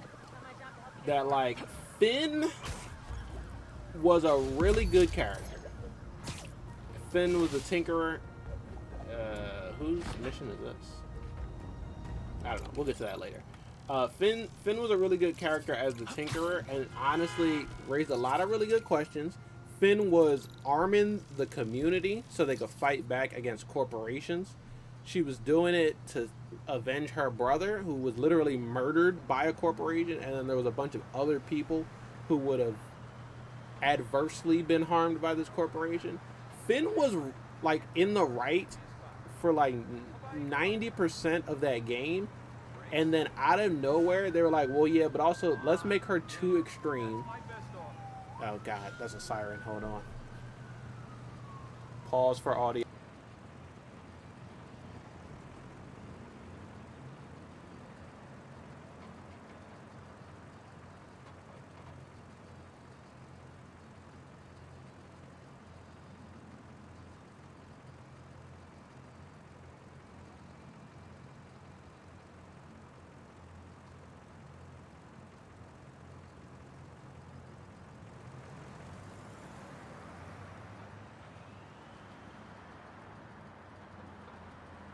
Okay, just had to see if my dog would start howling. He seems to be chill. But anyway, what I was saying, Finn was a really good character and made more sense than Spider-Man did for 90% of that game. Then in the end, it feels like they realized she was making too much sense. So they had to give her an out-of-character super extremist moment where she was willing to hurt the people in her community to make her point, which completely goes against what she was doing for that entire game. So in my opinion, it didn't make sense, right? It wasn't a good character moment because it was like, her whole thing was about helping her community, arming the civilians and giving them some sort of power against the corporations, the powers that be. And then in the end, she was like, oh, well, I'll just blow up an entire city block to prove my point. And it was like, would her character really do that? Doesn't make a lot of sense for me. Yuri is kind of in a similar boat where you get why Yuri's doing what she's doing. She gets why some of her tactics are more effective than Spider-Man's tactics, yet they're not gonna let her be a sensible revolutionary character. She has to be a villain, or at least just more extreme than Spider-Man at the end of the day. So they're gonna have her do stuff like try to kill the Flame or whatever. Should I get that? Parry, web blast, web throw, or air swap? Let's do this, because I think this like lets you dodge combos in the air. They're not going to let her make more sense than Spider-Man, because then it would be like, well, why are we the hero instead of just being the villain? The villain makes more sense than the hero. And it feels contrived at times. God damn, that's my biggest problem with it. If it was a natural progression for the character, then I'd be like, all right, that's cool. But a lot of times it feels like they just made the character do something out of character so that Spider-Man could make more sense than the villain. So that Spider-Man is always in the moral right over the villain. And you can tell when it's kind of made up versus when it's a little bit more organic. So that's just my problem with the stories. They never really address the fact that sometimes these revolutionary characters or these villain characters are right, and sometimes, obviously, Spider-Man doesn't need to kill anybody. He doesn't need to condone the killing of anybody, but sometimes Spider-Man should condone citizens being able to defend themselves, right? Or people, not even just any sort of entity being able to defend itself against the powers that be, because they end up at the end of the day making the story like, well, the powers that be is obviously wrong, but the person is just as wrong for trying to stand up to the power that be. And that's not true. The person is actually right for trying to stand up to the powers that be, even if they're not Spider-Man, right? Finn was in the right to try to, you know, give her people weapons, defense, machinery that help them stand up, because everyone can't be Spider-Man. Even though her moral compass was looser than Spider-Man's in the beginning, it didn't make sense for her to just completely abandon her morals by the end of the thing. She came back to him, she abandoned her morals, and then she came back to him at the very end and sacrificed herself. I think that was the part that I didn't like. This whole story is about like reforming Spider-Man's villains. Lizard is reforming, Tombstone is reforming. Who else? Lizard, Tombstone, Mysterio is in this game. All of Spider-Man's villains are like trying to do better. Finn didn't get that opportunity because she had to die to prove herself, even though she was the one making sense in the beginning. You know, that's my problem. I could go on for a while about this. Like I said, it's a yap stream, but I did just want to show off Spider-Man 2 on the Steam Deck. Rough as hell, but very playable. I don't know what's going on with the color of my monitor, but you guys don't have to worry about that because it looks a little bit better on OBS, at least a little bit more saturated and a little less. It's like grayed out, kind of. Like there's a filter over top of it. But, yeah, that's all I wanted to do for now. No major story moments. I'm going to continue to play the game. I think right now I'm about a little more than 30% done. Let me do a manual save, and then it'll tell me. Honestly, I'm probably still at the same place. Yeah, because I didn't progress the story. I'm still at 37% complete of the story, which is not bad. Well, I guess, or I don't know if that's for just the story progression or that's the overall game, including like all the collectibles and side missions and stuff too. But 37%, that's really nice. The Last of Us Part 2 is coming out in a week, so I got to pre-order that. And also, I'm going to grab Assassin's Creed Shadows. I just got to finish 2 more achievements on Assassin's Creed Mirage. Let me quit out right now, and I'll just show you guys the 2 achievements I need. Well, actually, there's 1 achievement, and then the other one is hidden, but I'm sure I could just Google what the last achievement is.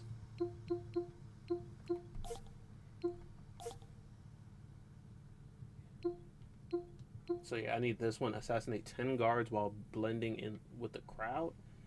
Shouldn't be too hard. Just gotta find a good place for that. I wonder if using merchants to blend in counts for this one, and then I could just keep buying merchants and keep assassinating guards from the merchants. But look, we got some fun screenshots. I have no idea who killed all these guards. They were just here. Oh, these are all my screenshots. A nice little environment shot. Let me pet that cat. I really like this outfit. I might actually throw it back on, but I got like the you can't see it right now. Oh, this one. I got this outfit on now, which is like the one you unlock with all the shards, and it's actually really sick. Don't ask me. I don't work at Capcom. Don't ask me about that picture. I'm petting a cat again, and this is from Mortal Kombat. This is from Borderlands 3. I gotta hop back on Borderlands 3 because I have more DLCs to do. But like I said, achievements. I got distracted really easily. I have 48 out of 50 achievements. 1 is hidden and 1 is not hidden. So once I get those 2, I'll be done. Also, I gotta replay 2 of the side missions because I went back to an old save, and apparently I didn't have a save from after defeating those 2 side missions. So I gotta do them over again. But that is actually it. This was a fun stream. It was long. It was a lot of yapping and a lot of different things that we talked about. But yeah, I just wanted to get on and yap. No requirements, just chilling with y'all. So shout out to everyone who pulled up to the stream. Like I said, I have a stream coming up on Monday. Hold on. Let me check something real quick. Let me check something. My calendar.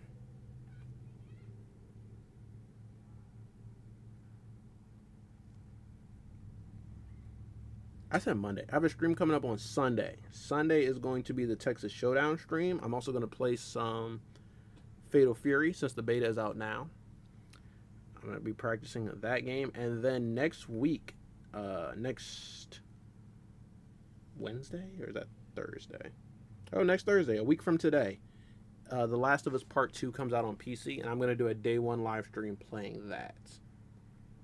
I think I might not do the Nintendo Switch 2 thing, but if there's anything good from that has any bearing on me, then I probably will react to that.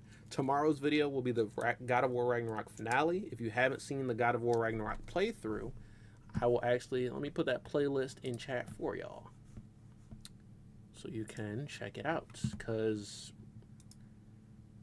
there are a lot of parts to that playthrough. How many exactly? 5? I thought there was 6. Hold on. Huh, there's only 5. Interesting. 1, 2, 3, 4, 5. I'm not missing one, right? Oh, I put some parts together. So yeah, there's 5 parts to the playthrough, and 6 is going to be the finale. There was actually more. There was 7, but I put 2 parts together to get through the playthrough a little bit faster, because I wanted to be done before I started a new playthrough. So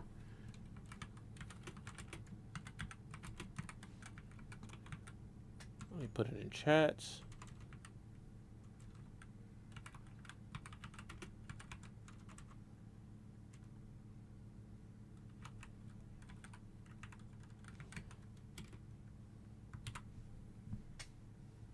And boom. All right, cool. So that's the full playlist.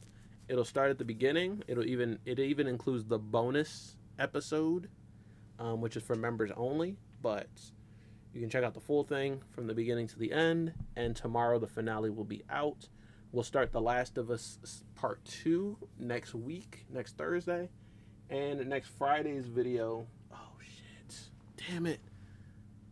I just realized I agreed to do something next Thursday. It won't be all day, but I'll just have to schedule my live stream around that. Damn it. I knew when I was agreeing to do this thing that there was something on my schedule that I wasn't thinking about, and it's that. So I think Wednesday morning, Thursday afternoon is when I'm going to be needed. So I'll either do a live stream before I do that, or I'll do that when I come back and do a later live stream. Either way, we will be doing a day one live stream for The Last of Us Part 2. I can't wait. I would do it I would start my playthrough that week, but I have another video scheduled, which is going to be Tekken 8 New Main Alert playing with Anna Williams. That'll be next Friday. And then after that, I will start The Last of Us playthrough. So yeah, there's that. A lot of stuff to look forward to. Bunch more videos and live streams on the way. Let's see. Oh, after The Last of Us. Okay, so I have some plans. Tekken next week. The Last of Us Part 1 video, or the first video in the playthrough, not the first live stream, will be the week after. Daredevil Born Again should be done by the week after that, so I'll do first and final for Daredevil Born Again. And then the week after that is when Fatal Fury City of the Wolves officially comes out, so we'll probably do a new Game Alert video to celebrate that. Nice. A lot of fun stuff. A lot of fun stuff on the horizon. A lot of new videos. A couple of live streams will be in there, but this one was just kind of impromptu. Not really planned. But before we get out of here, do me a favor and boom. Hit me with the 3-hit combo. I think I hit the right button. Smash the like button like Ryu. Spear the subscribe button like Scorpion. And kick the notification bell like Kazuya. Speaking of Scorpion, I gotta grab that Scorpion skin in Fortnite. And I will probably do a gear showcase, skin showcase for that skin like I did with Sub-Zero. So look forward to that. I have a skin showcase for T1000, so check that out on the channel if you have not already. And check out any of my other videos. We got New Main Alert, New Game Alert, First and Final, Fashion Reaction, Fatal Reaction, A bunch of playthroughs. God of War Ragnarok playthrough. The Last of Us Part 1 playthrough. What else? We had a Jedi Survivor playthrough. We did the story mode for Mortal Kombat 1. Story mode for Tekken 8. We got a Multiversus playlist that is soon going to be coming to an end. I got 2 more Multiversus videos in mind, and then it's over for that game, unfortunately. Yeah, and a lot more stuff coming up. I have videos planned through May, and then once June starts, I'm going to have to start planning some more videos from them. But that is going to be it for this one today. Let me know how you felt about everything we reacted to today. Mortal Kombat and Fortnite, Cristiano Ronaldo in Fatal Fury, what else? The Avengers Doomsday cast, the new changes to 2XKL. We played a little bit of Marvel Spider-Man 2 on the Steam Deck. And yeah, let me know if you guys want to see me like make videos for Marvel Spider-Man 2 on Steam Deck. If you want to see me make videos for Assassin's Creed Shadows when I grab that. You don't need to tell me if you want to see me make videos for The Last of Us Part 2, because I will be doing that anyway, whether you want me to or not. But yeah, so that's going to be it for this one, you guys. Tell me how you feel. Tell me if you feel me, and I will see you guys next time in another new one. Peace out.